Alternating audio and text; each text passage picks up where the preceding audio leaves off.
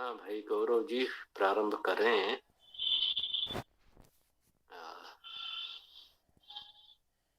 किसी का कोई प्रश्न हो?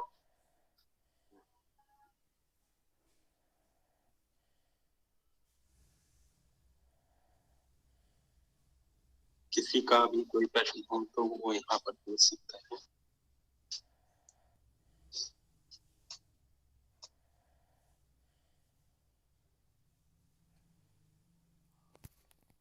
स्वामी जी, हम वेदों का प्रमाण तो करते ही हैं, और लेकिन वेदों से इतर मतलब जो योग दर्शन, सांख्य दर्शन, सुश्रुत संहिता, चरक संहिता, ये जो ग्रंथ हैं, क्या इन ग्रंथों का प्रमाण करना चाहिए?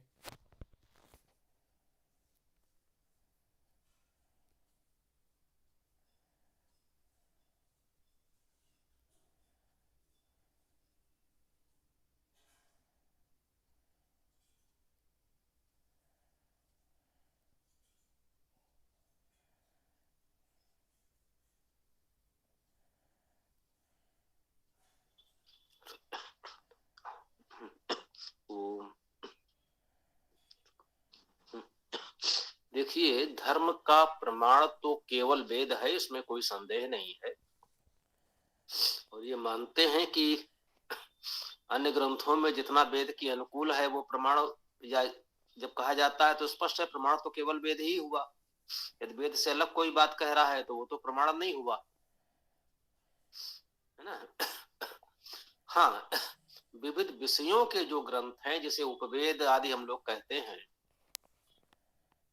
उपांग वेद आदि, तो जो वो विषय हैं वो तो अपने विषय के बारे में जो भी बता रहे हैं तो उस विषय से संबंधित तो वो प्रमाण होगा ही। तो स्वाभाविक है, वो धर्म नहीं है ना।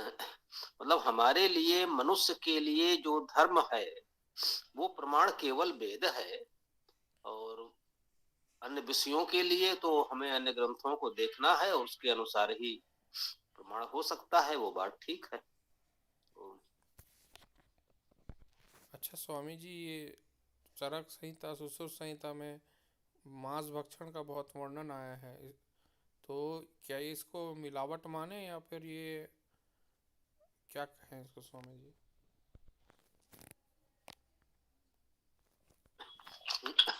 देखिए,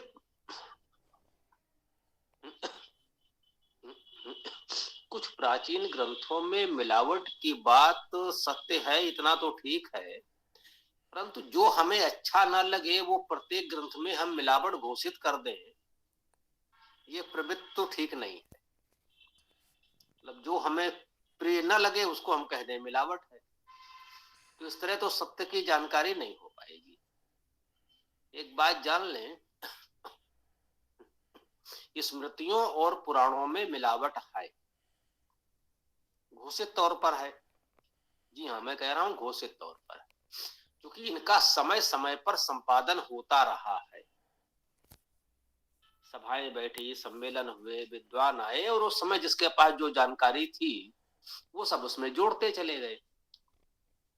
तो विभिन्न देश काल परिस्थिति में जो कुछ समाज में प्रचलित था वो सब उन ग्रंथों में आता चला गया। तो वो तो आपको केवल इतना बताते हैं कि किसी विशेष समय में समाज में क्या क्या प्रचलन में था। तो उसे आप चाहें तो मिलावट कहें या मिलावट न कहें, ऐतिहासिक सत्य है किसी समय ऐसा था, समाज में इन बातों का प्रचलन था, उसमें लोग ऐसा करते थे। तो वो जानकारी है, अपने आप में सत्य है, उसे मिलावट भी नहीं कहना चाहिए। तो इस दृष्टि से पुराणों और स्मृतियों को भी मिलावट नहीं कह सकते।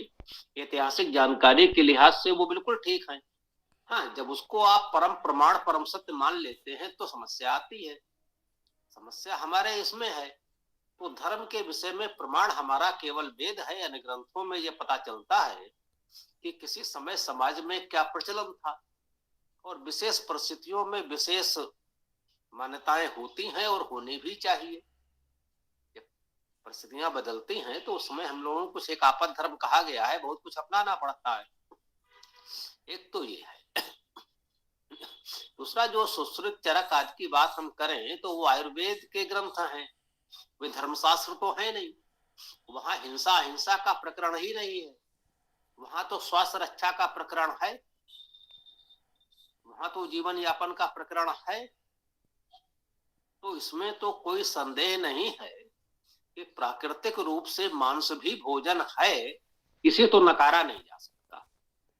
हम स्पष्ट कहना चाहते हैं, भले ही हमको मांसाहारी नहीं होना चाहिए, ये ठीक है, हम सब शाकाहारी हैं, शाकाहार का समर्थन करते हैं, हमेशा मांसाहार नहीं करना चाहिए, ये बात बिल्कुल ठीक है। परंतु इसको नकारा नहीं जा सकता कि प्रकृति में मांसाहार है, प्रकृति ने मांसाहार की स्वीकृति सहमति दी है, अन्यथा कोई मांसाहार कर ही नहीं पाता, वो शरीर स्वीकार ही नहीं करता। तो जो आयुर्वेद के ग्रंथ हैं, स्वास्थ्य और जीवन रक्षण के ग्रंथ हैं, उनमें बताया गया होगा कि भाई किस प्रकार के मांस में क्या क्या गुण होते हैं, किन परिस्थितियों में उनसे क्या लाभ हो सकता है, क्या हानि हो सकती है। तो जो लोग उसका उपयोग करते हैं वो उससे जानकारी ले सकते हैं कि किन परिस्थितियों में कौन सा मांस, किसका अंडा कितना उपयोगी या हानिकारक हो सकता है। तो वो जानकारी उस विषय में दी जाएगी, उस विषय में जानकारी देने में तो कोई हानि नहीं है, क्योंकि उसका विषय ही अलग है। वो आपको धर्म तो नहीं सिखा रहा है कि आप हिंसा अपनाएं कि अहिंसा अपनाएं, आप मांसाहार करें या फलाहार करें, उसका ये बताना उद्देश्य ही नहीं है। वो धर्मशास्त्र है नहीं, वो स्वास्थ्य का शास्त्र है। तो उसने अपने विषय के अनुरूप जो बताया है वो ठीक है। अब धर्म के दृष्टि से क्या उचित है वो तो आपको वेद बताएगा, कि आपको मांसाहार करना है कि नहीं करना है, वो आपको वेद में देखना होगा। उसने तो इतना बता दिया कि भाई इन परिस्थितियों में ये मांस, ये अंडा लाभदायक है या हानिकारक है, उसे अपनाना ना अपनाना आपकी इच्छा पर है। इसको इस रूप में समझें तो समाधान हो सकता है। मतलब स्वामी इसको आपद धर्म कह सकते हैं, यदि जान पे आ जाए तब जा कर के मांस या अंडा का सेवन कर सकते हैं। मैंने क्या कहा, हम इस विषय में जाएंगे ही नहीं। हम हम तो ये कह रहे हैं वो आयुर्विज्ञान है, उसने जानकारी दी है, भी आपके विवेक पर है। कोई कह सकता है हम अपनी जान दे देंगे लेकिन किसी और की जान नहीं लेंगे, वो आपका विचार है। और किसी को लगता है कि भाई किसी मनुष्य की जान बचाने के लिए किसी पशु की जान ली जा सकती है, वो उसका अपना विचार है। इस पर हम कुछ भी क्यों कहें, इस पर हमारा कुछ कहना उचित नहीं है। हम तो ये कह सकते हैं कि भैया ऐसे विषय में आपको वेद का मार्गदर्शन लेना चाहिए। यदि वेद मंत्र में कहीं आपको ऐसा कुछ मिलता है तो वो हमारे लिए प्रमाण है, अन्यथा अपने विवेक से प्रत्येक व्यक्ति अपने विषय में निर्णय लेने के लिए स्वतंत्र है ना। इसमें मैं या कोई भी किसी और पर अपने विचार थोपे, ये मैं उचित नहीं मानता। आप वेद का स्वाध्याय करें और वेद में जो कुछ आपको मिले उसका पालन करें, हम केवल इतना कह सकते हैं, ठीक है ना। तो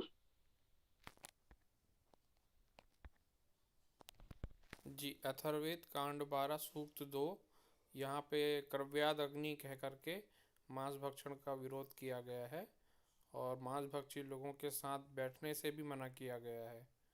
तो वेदों से तो विरुद्ध है स्वामी जी, इतना ही कहना चाहूँगा जी। धन्यवाद।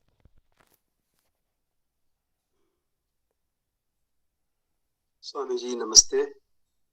इस संबंध में थोड़ा सा घटना जोड़ना चाहता हूँ। अभी जो घटनाक्रम चल रहा है इजराइल का और हमास का, उसमें हमास के लोगों ने जो कुछ इजराइल के नागरिकों को बंदी बनाया था, उनमें एक महिला भी थी जिसका एक छोटा बच्चा था 2 वर्ष का। उसके साथ लगातार उन लोगों ने 3-4 दिन दुराचार किया। वो महिला निरंतर भूखी रही। बाद में उसको करीब चौथे दिन उन लोगों ने खाना खिलाया, भोजन दिया, जिसमें उन्होंने उसे मांस वगैरह भी परोसा। मांस परोसने उसके महिला के तृप्त हो जाने के बाद उन आताताइयों ने उस महिला को बताया कि ये तुम्हारे बच्चे का पकाया हुआ मांस है। तो उसने कहा कि इस समय तो मैं तुम्हारी बंदनी हूँ, तुम मुझे जो खिलाओगे मुझे खाने के लिए बाध्यता है। बाकी बात रही ईमान की, वो तुम्हारा है, मेरा कोई ईमान नहीं इस समय, क्योंकि मैं तुम्हारी बंदनी। तो संभवतः आप इस उदाहरण से समझ सकते हैं कि जिसे उसके ही संतान का मांस खिलाया गया तो उससे आगे और क्या हो सकता है। संभवतः इसमें आपके इन प्रश्नों का उत्तर मिल जाए इसका घटनाक्रम से।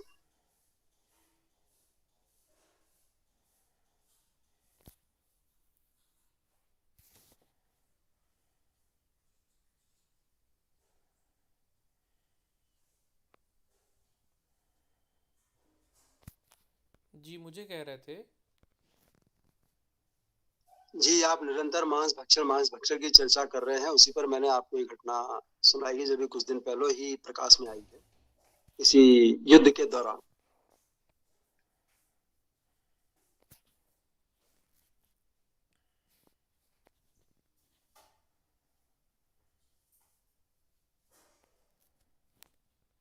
जी ठीक है, आपका विचार है तो आपका विचार है वो। ईसा जी, इसमें मेरा विचार नहीं, मैंने आपको घटना सुनाई है जो इस समय इजराइल और हमास के बीच युद्ध चल रहा है। उसमें हमास द्वारा बनाए गए आरंभिक अपहरण बंदियों के बारे में, उसमें से एक महिला के साथ जो घटा, वो घटना जो प्रकाश में आई है, उसके बारे में मैंने आपको चर्चा की है। मेरा उस पर कोई मत नहीं है, स्वामी जी की तरह।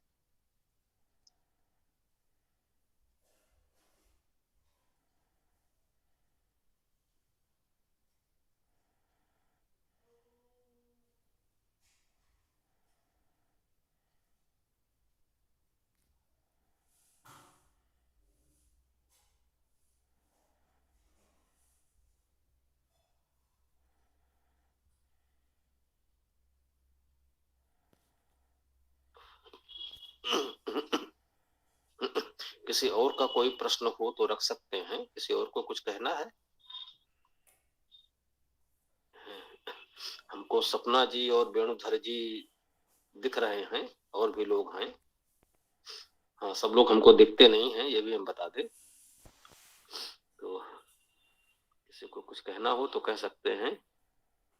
स्वामी जी, एक शब्द का प्रयोग आया है बीच में कई बार, सर्गे। थोड़ा इसके ऊपर प्रकाश डालिए विस्तार से।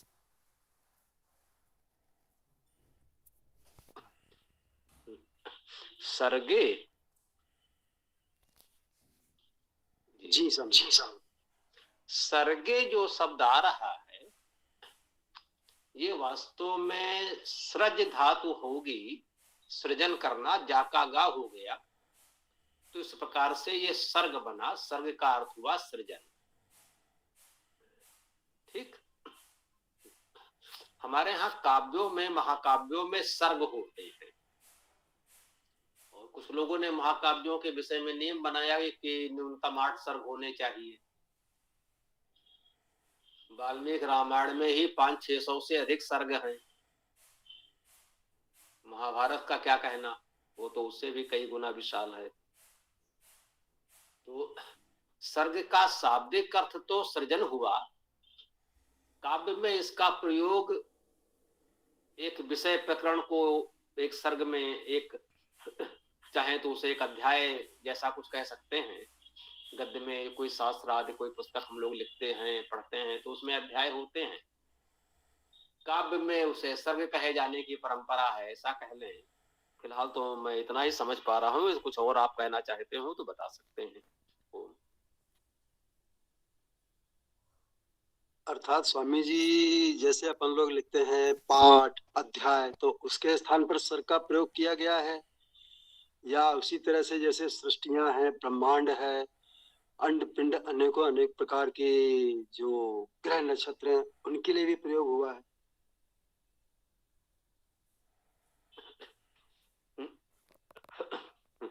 जी, ये बात आपने ठीक कही। शाब्दिक अर्थ तो सृजन ही है। जैसा कि हमने कहा कि महाकाव्यों में सर्ग का प्रयोग जिस अर्थ में हो रहा है, उसे तो आप अध्याय पाठ कह सकते हैं, बिल्कुल ठीक बात है। परंतु मान लीजिए वेद में यदि सर्ग आएगा तो वहां तो पाठ अध्याय का अर्थ नहीं ग्रहण किया जाएगा। वहां तो उसका अर्थ सृजन है, और पूरे मंत्र को देख करके जो आपने कहा उस प्रकार से सर्ग का अर्थ सृष्टि। जी बिल्कुल ठीक बात है। यदि हम यूं कहना चाहें तो सृष्टि और सर्ग पूर्णता समानार्थी है। सृज धातु से ही सृष्टि शब्द भी बनता है, सर्ग भी बनता है। केवल प्रत्यय अलग अलग हैं, और उससे अर्थ में परिवर्तन नहीं हो रहा है। दोनों का अर्थ एक समान है।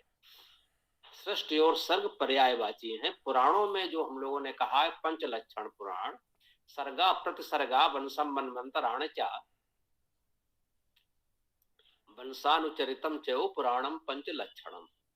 पुराण के ये 5 लक्षण होते हैं। पहला सर्ग है, वहां सर्ग का अर्थ सृष्टि है, प्रतिसर्ग का अर्थ प्रलय है।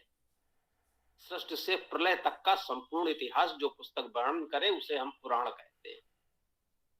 पुराण का कॉन्सेप्ट बहुत अच्छा है। पुराण की जो अवधारणा है, जो पुराण विद्या यदि हम कहें तो वो बहुत उच्च कोटि की बात है। वो अलग बात है कि जैसा कि हमने कहा समय समय पर सम्मेलन होते गए और तत्कालीन समाज में जो कुछ प्रचलित था वो पुराणों में जुड़ता चला गया। तो आज जिस प्रकार के पुराण हमारे समक्ष हैं तो बहुत कुछ हमें भ्रामक लगता है, परंतु जिस विद्वान ने पुराण का कॉन्सेप्ट, वो अवधारणा दी थी हमें एक अलग विद्या के रूप में, पुराण का वर्णन करना, सृष्टि से प्रलय तक का संपूर्ण इतिहास उसमें लिखा जाए, वो अवधारणा बहुत अच्छी थी। तो उसमें भी जो सर्ग आया, सर्ग और सृष्टि समानार्थी हैं। अब ये बात स्पष्ट हो गई, आपकी बात यहाँ पर पूर्ण होती है। बहुत बहुत धन्यवाद स्वामी जी।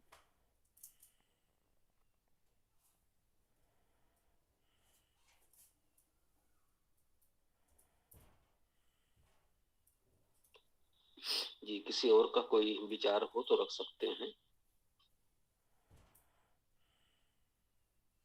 पुलकित हैं क्या? आ गए कि नहीं अभी?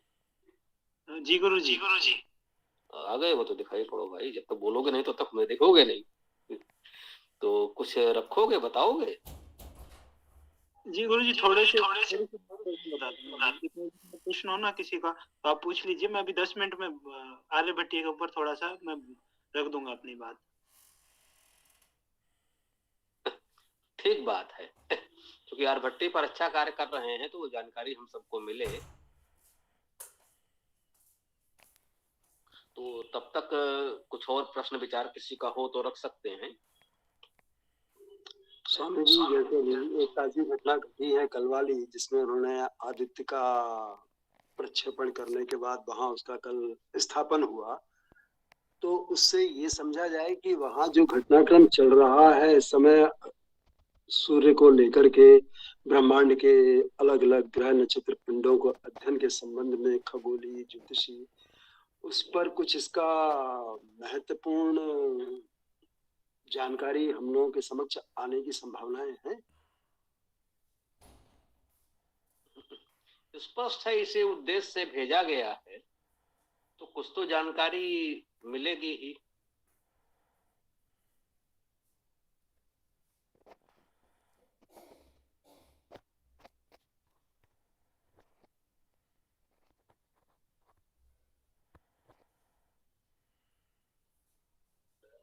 स्वामी जी, जो सत्यनारायण की कथा सुनते हैं उसमें एक प्रश्न, एक शब्द उठता है रेवा खंडे। कभी कभी कुछ कथावाचक आर्यवर्त बोलते हैं। आर्यवर्त तो समझ में आ जाता है, लेकिन रेवा खंडे शब्द जो है ये थोड़ा सा बड़ा ही प्रश्नात्मक है कि इसमें किस किस भूमि के भूभाग को जोड़ा गया है।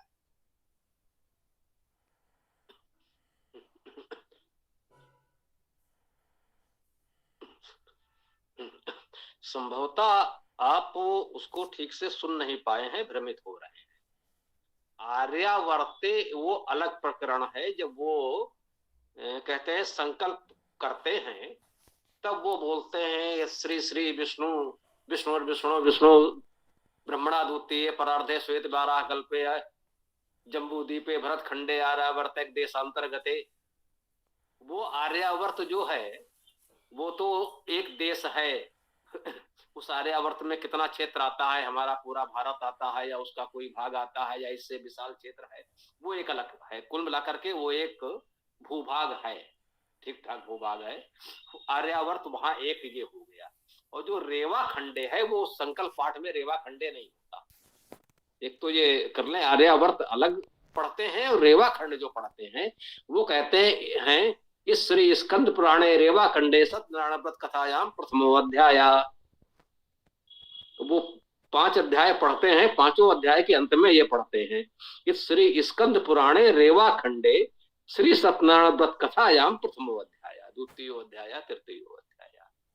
वो अर्थात स्कंद पुराण को कई भागों में बांटा गया होगा। जैसे रामायण में 7 कांड है, तो इसे मान लीजिए स्कंद पुराण में कई खंड हैं इस प्रकार के, तो उसमें से एक का नाम रेवा खंड है उस रेवा खंड के अंतर्गत ये सत्यनारायण व्रत कथा है, जिसके 5 अध्याय वो हमको सुनाते हैं। तो वो कहते हैं वो दोनों प्रकरण अलग अलग हैं। स्वामी जी, आपने बिल्कुल ठीक समझ ली मेरी बात को, लेकिन एक भूगोल शास्त्री से जानकारी हुई तो उन्होंने बताया कि जिस समय आरंभिक काल में सभ्यता के विकास जो हो रहा था, मानव सभ्यता का, उस समय ये पूरी पृथ्वी एक ही थी और इस पर जो चलने वाले विचरण करने वाले प्राणी थे, उन्होंने इस भूमि का नाम दिया रेवाखंड। तदुपरांत फिर आर्यों ने इसको आगे बढ़े और जिसमें आर्यों ने शासन किया उसे आर्यवर्त कहा, जो आपने बता ही दिया। तो क्या रेवाखंड उस तरह से है? फिर तदनंतर उन्होंने बताया कि फिर उसके बाद विकास होते होते ये अलग अलग भूभाग बंटते गए और उनका नामकरण होता गया, जो आज हमको 5 महाद्वीप के रूप में दिखाई दे रहे हैं।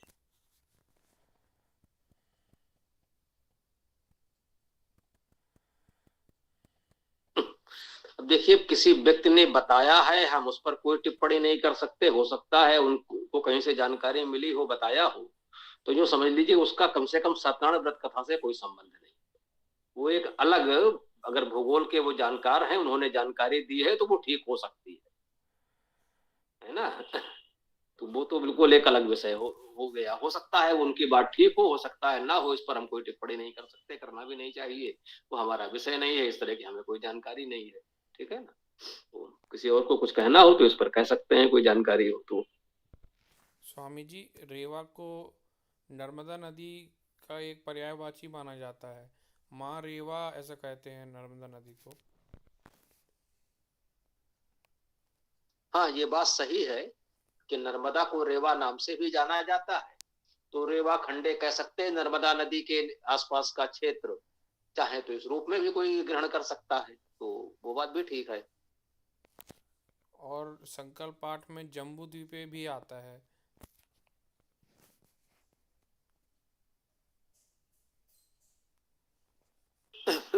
ये जम्बू द्वीपे तो अभी मैंने पढ़ा था, है ना। जम्बू द्वीपे आर्यावर्ते, तो जम्बू द्वीप लोगों का मानना है कि संभवतः जिसे हम लोग ये एशिया महाद्वीप, यूरेशिया महाद्वीप कहते हैं, संभवतः इसी को जम्बू द्वीप कहा गया है पुराणों में।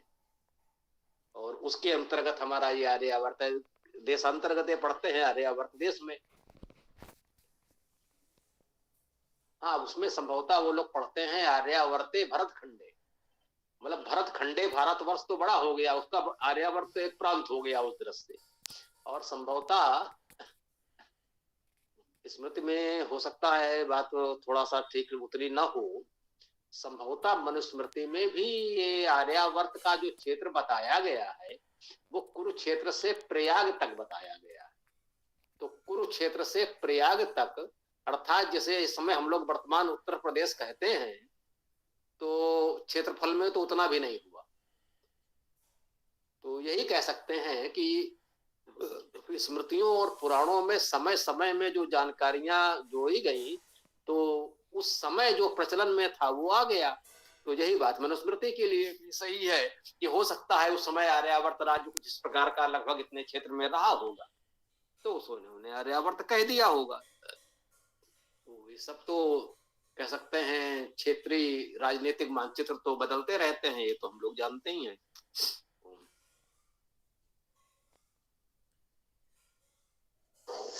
आचार्य जी नमस्ते। एक प्रश्न मेरा है आचार्य जी कि वेदों में निराकार ईश्वर की परिकल्पना की गई है, मतलब, लेकिन हम निराकार ईश्वर जब हम ध्यान करते हैं तो निराकार ईश्वर का ध्यान करना बनिस्बत मुश्किल होता है बजाय एक साकार मूर्ति को सामने रखकर। तो थोड़ा सा इस पर प्रकाश डालें प्लीज।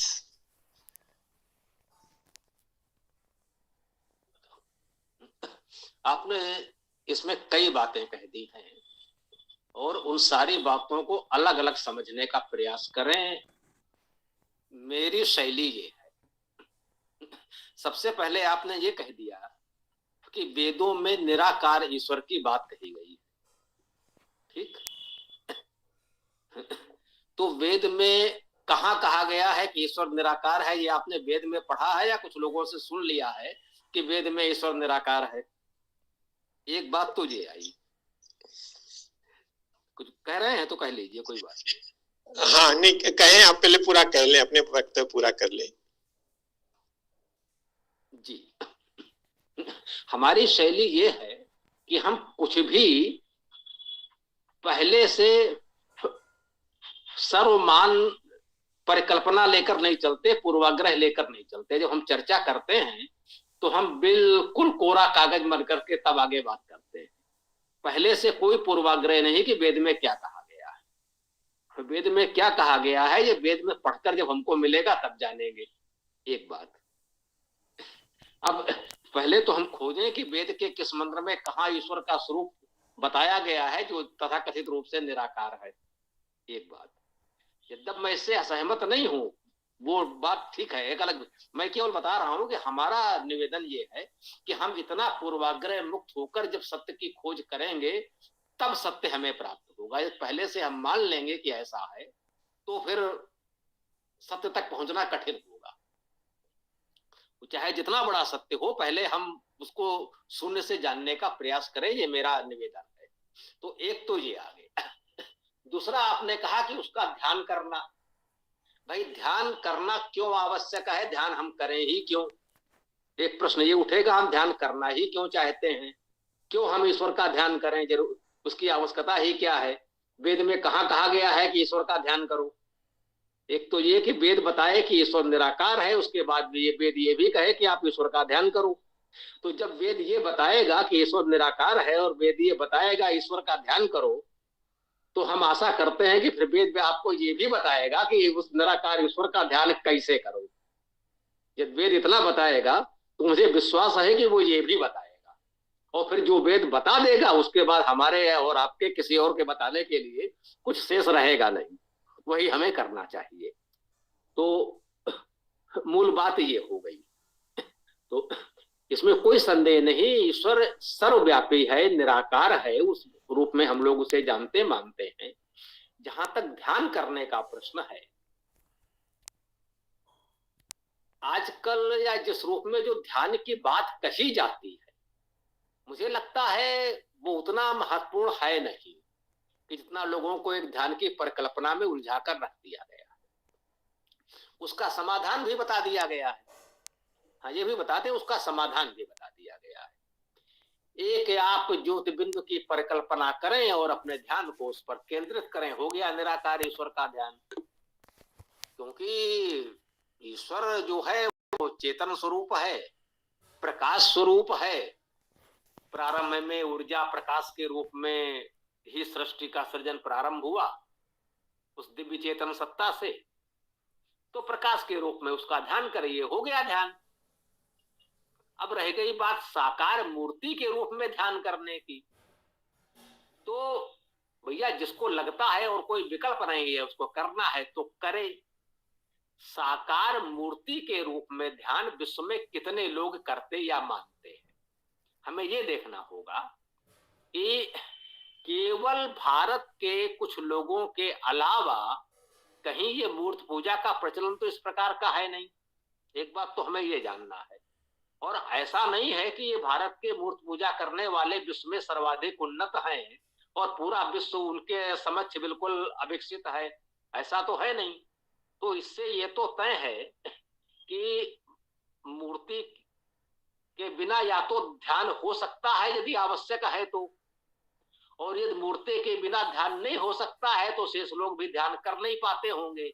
और ध्यान किए बिना यदि वो इतनी उन्नति कर रहे हैं तो फिर हम ध्यान के पीछे पड़े ही क्यों?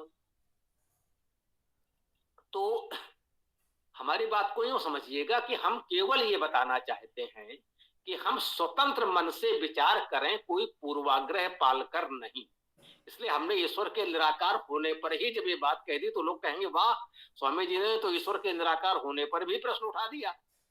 तो हमने निराकार ईश्वर पर प्रश्न नहीं उठाया, केवल यही बताना चाहा कि हम मूल बिंदु से खोज प्रारंभ करेंगे तो करेंगे। मेरा निवेदन, यदि मेरा मत आप जानना चाहेंगे इस विषय में, तो मैं यही कहूंगा सबसे पहले आवश्यक ये है कि हम वेद का स्वाध्याय करें, किसी अंश में करें। संपूर्ण चारों वेदों के विद्वान हो जाएंगे ये मैं आशा अपेक्षा आपसे या किसी से नहीं कर रहा हूं, मैं स्वयं भी अपने आप को नहीं कह सकता, परंतु वेद के किसी अंश का थोड़ा तो कर लें। जैसे हमने चारों वेदों का सार रूप कह सकते हैं लघुवेद के रूप में वेदायन प्रस्तुत किया, चारों वेदों के चुने हुए सूक्त हैं, और उसको हम इतना कह देते हैं आप वेदायन भी पढ़ लो, तो आप कह सकते हो कि वेद की जो भी मुख्य बातें हैं वो सब वेदायन में आ गई हैं। अपनी ओर से एक शब्द नहीं है, केवल वेद के सूक्त ही लिए गए हैं, और आप कह सकते हो जो वेदायन में नहीं है वो वेद में नहीं है। एक सहज भाव से हमने कहा कि हाँ इतना आप लगभग कह सकते हो। वेदायन देख लो, आपको भाई आपके चुने हुए सूक्त हम क्यों पढ़े, तो आपकी जो इच्छा हो वो वाले सूक्त पढ़ लो।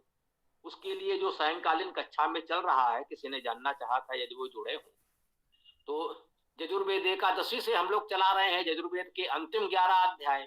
भाई पूरा यजुर्वेद हो बहुत अच्छा है, नहीं तो अंतिम 11 अध्याय अलग से ले लिए, जैसे रामायण का सुंदरकांड पढ़ा जाता है, तो अंतिम 11 अध्याय मुझे लगता है वो भी सार रूप है वेद की प्रमुख बातें जो भी हैं, वेद के मौलिक सिद्धांत, वो यजुर्वेद के अंतिम 11 अध्याय में आ गए हैं। उसमें हमने अपनी ओर से कुछ नहीं चुना कि अपने जो भी हमें ठीक लगा अपने विचार के अनुकूल वो कुछ मंत्र सूक्त चुन के आपको दे दिए। लीजिए साहब यजुर्वेद के अंतिम 11 अध्याय एक ओर से पढ़ लीजिए, उसमें मेरे विचार से बहुत कुछ मिल जाएगा। भैया आप कहें हम अंतिम 11 अध्याय क्यों पढ़े, तो आप पहले 11 अध्याय पढ़ लीजिए, यजुर्वेद के नहीं किसी और के पढ़ लीजिए। अर्थात वेद का कोई एक अंश जिसमें कुछ 100 मंत्र हो वो ही एक ओर से अगर आप पढ़ लेते हैं तो बहुत कुछ वेद समझ में आने लगेगा। तो मुझे लगता है इस तरह के प्रश्न संभवतः मन में तब नहीं उठेंगे। इस पर हमारा निवेदन, अनुभव जो भी मान लें, विचार यही है। बहुत बहुत धन्यवाद आचार्य जी, बहुत बहुत धन्यवाद आपका।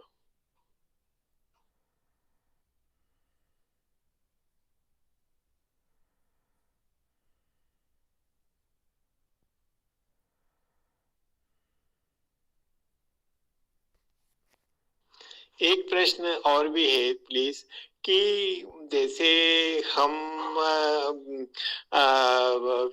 एक मंत्र हमेशा जो वैदिक दर्शन को मानते हैं, तच्चक्षुर्देव इतम पुरस्तात् शुक्रम उच्चरत् पश्चिम शरदशतम, सभी वैदिक मान्यताओं को मानने वाले ये प्रतिदिन संध्या में भी बोलते हैं, हवन में भी शांतिकरण का पाठ करते समय बोलते हैं। तो क्या कारण है कि कई लोग बहुत वेद के विद्वान हैं, बहुत जल्दी उम्र में वो चले गए दुनिया से, तो ऐसा क्यों होता है?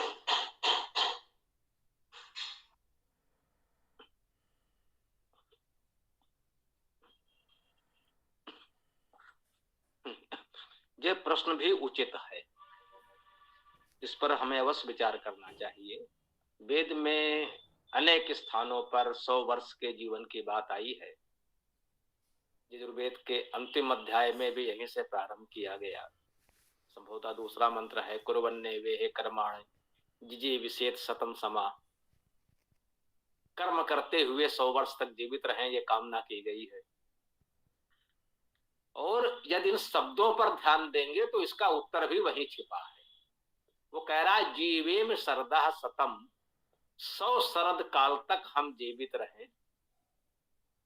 आज की भाषा में कह लें 100 वर्ष तक जीवित रहें। ये भावना है, कामना है, प्रार्थना है 100 वर्ष तक जीवित रहें। स्पष्ट है कि उसको दिख रहा है कि सामान्यतः लोग 100 वर्ष तक जीवित रहते नहीं है, 100 के आसपास तक कुछ लोग पहुंच जाते हैं। तो एक इच्छा जगी कि हे ईश्वर, क्या 100 वर्ष जीवन के पूरे हो सकते हैं, 100 वर्ष तक हम जीवित रहें। ये वो प्रार्थना कर रहा है, कामना कर रहा है, एक लालसा है कि 100 वर्ष का जीवन मिल जाए। इसी से ये स्पष्ट है कि 100 वर्ष का जीवन सामान्यतः लोगों का होता है नहीं। वेद ये नहीं कह रहा है कि सब लोग 100 वर्ष तक जीते ही हैं, वो प्रार्थना कर रहा है कि हम 100 वर्ष तक जीवित रहें। जीवे में शरदः शतम, 100 वर्ष तक जीवित रहें। अनेक स्थानों पर आया है, केवल उस एक में नहीं आया है, और भी अनेक मंत्रों में, सूक्तों में आया है। और जो भी हमने कहा उसमें भी यही बात कही है, कुर्वन्ने वे कर्मण जिजी विशेत शतम समा, कर्म करते हुए 100 वर्षों तक जीने की इच्छा करें। ये नहीं कहा गया है कि 100 वर्ष तो सब लोग जीवित रहते ही हैं, जो पहले चले गए उनमें कुछ विशेष बात है, न सकारात्मक और न नकारात्मक। विशेष बात इसीलिए मैंने कहा विशेषता सकारात्मक और नकारात्मक दोनों हो सकती है। इसको हम ही प्यार से कह देते हैं, लोग कहते हैं कि भैया हम लोग जिस लाइन में जिस क्षेत्र में कार्य कर रहे हैं यहाँ लोग बहुत दिन नहीं जीते। शंकराचार्य जी 32 वर्ष की आयु में चले गए, ईसा मसीह 36 वर्ष की आयु में चले गए, विवेकानंद 38-39 वर्ष जी सके, और हमारे दयानंद जी 58-59 वर्ष जी सके। तो अब तो मैं भी उस आयु से आगे बढ़ गया हूं। तो आज हम आपसे बात कर रहे हैं, कब तक आपके साथ रह पाएंगे ईश्वर जाने, क्या पता। तो हमें तो तैयार रहना चाहिए कभी भी। हमारी ईश्वर से यही प्रार्थना है कि ऐसे ही आपके साथ हंसते बोलते निकल लें तो ज्यादा अच्छा है।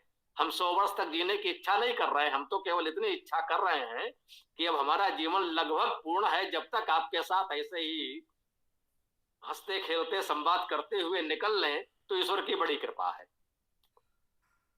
तो ये बात समझ में आई कि 100 वर्ष तक जीने की इच्छा की गई है। ये नहीं कहा गया है सबको 100 वर्ष जीना ही है या सब लोग 100 वर्ष जीते ही हैं। ओम। बहुत बहुत धन्यवाद आचार्य जी, अच्छा लगा आपका ये उत्तर सुन करके, बहुत अच्छा लगा, धन्यवाद।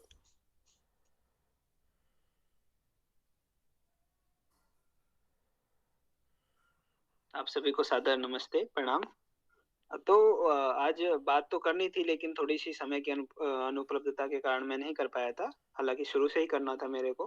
कोई बात नहीं, थोड़ा सा हम विषय अभी आर्यभट्टियों को ही चुनेंगे। मेरे को बात बाकियों पे भी करनी थी, थोड़ा ब्रीफ में ले लेते, लेकिन कोई बात नहीं, आज सिर्फ आर्यभट्टिया के ऊपर ही थोड़ी सी बात करेंगे। आप समझ सकते हैं कि 2 महीने से सीरीज चल रही है यूट्यूब पर, तो विषय तो बड़ा है लेकिन थोड़ी थोड़ी सी जानकारी देख लेंगे।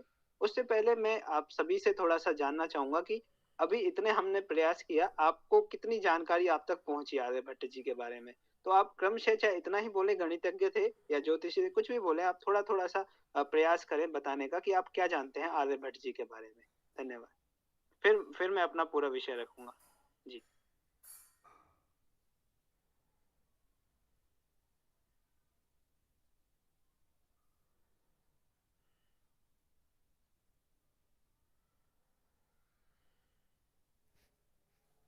बेटा कोई और नहीं बोल रहा है, तुम अपने विषय को आगे बढ़ाओ।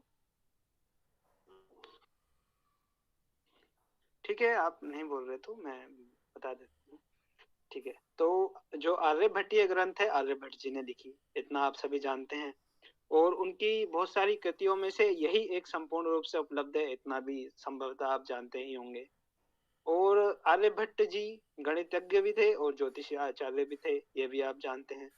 ठीक है, इसके अलावा बहुत सारी ऐसी बातें हैं जो भ्रामक हैं आर्यभट्ट जी के बारे में, जिन्हें मैं सुनना चाह रहा था आप लोगों से कि वो भ्रम आपके मिट सके या नहीं मिटे।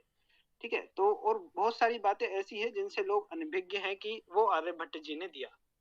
तो ये जो ग्रंथ है आर्यभट्टीय है, ये हमारे पास संपूर्ण रूप से उपलब्ध है, ये भी अपने आप में बहुत बड़ी बात है। इसी का एक अंश 10 गीतिका के नाम से विश्व प्रसिद्ध हुआ, बहुत ज्यादा प्रसिद्ध हुआ 10 गीतिका नाम से, क्योंकि उसमें डाटा ही बहुत कमाल कमाल के डाटा थे, जिनका जिनका मतलब कोई तुलना नहीं हो सकती। आप यदि उसको शुरू से पढ़ेंगे ना आर्यभट्टी, आपको समझ में नहीं आएगा, तो आप कहेंगे ग्रंथ लिखा किस प्रकार गया। लेकिन वो उन्होंने ग्रंथ इस प्रकार लिखा कि शुरू के जो गीतिका पाठ में जो 10 गीतिका 10 सूत्र थे, वो पूरे उनके कार्य का फल स्वरूप था, सार था। तो ये बहुत फेमस हुआ। लेकिन यह थोड़ा सा दिक्कत आती है जो लोगों को, जो अध्ययन करते हैं, क्योंकि ये बातें, ये 10 सूत्र ही अंत तक जाकर, जब पूरा पहुंच जाएंगे गोलपात तक, जब जाकर क्लियर होंगे। ठीक है, तो बहुत सारी बातें इन्होंने दी इसमें, इनमें गणित का भी बहुत योगदान करा। एकमात्र पहले ये ज्योतिष आचार्य जी थे जिन्होंने अपने ग्रंथ में और गणित को शामिल किया कि भाई गणित का भी संक्षिप्त रूप से, लेकिन गणित भी लोगों के पास जाना चाहिए। और बहुत सारी नवीन मान्यताएं इन्होंने स्थापित करी और इनका बहुत विरोध भी हुआ। जितना हम सहजता से आज आर्यभट्ट जी को जानते हैं, इतना उस समय नहीं था। इनका विरोध बहुत हुआ।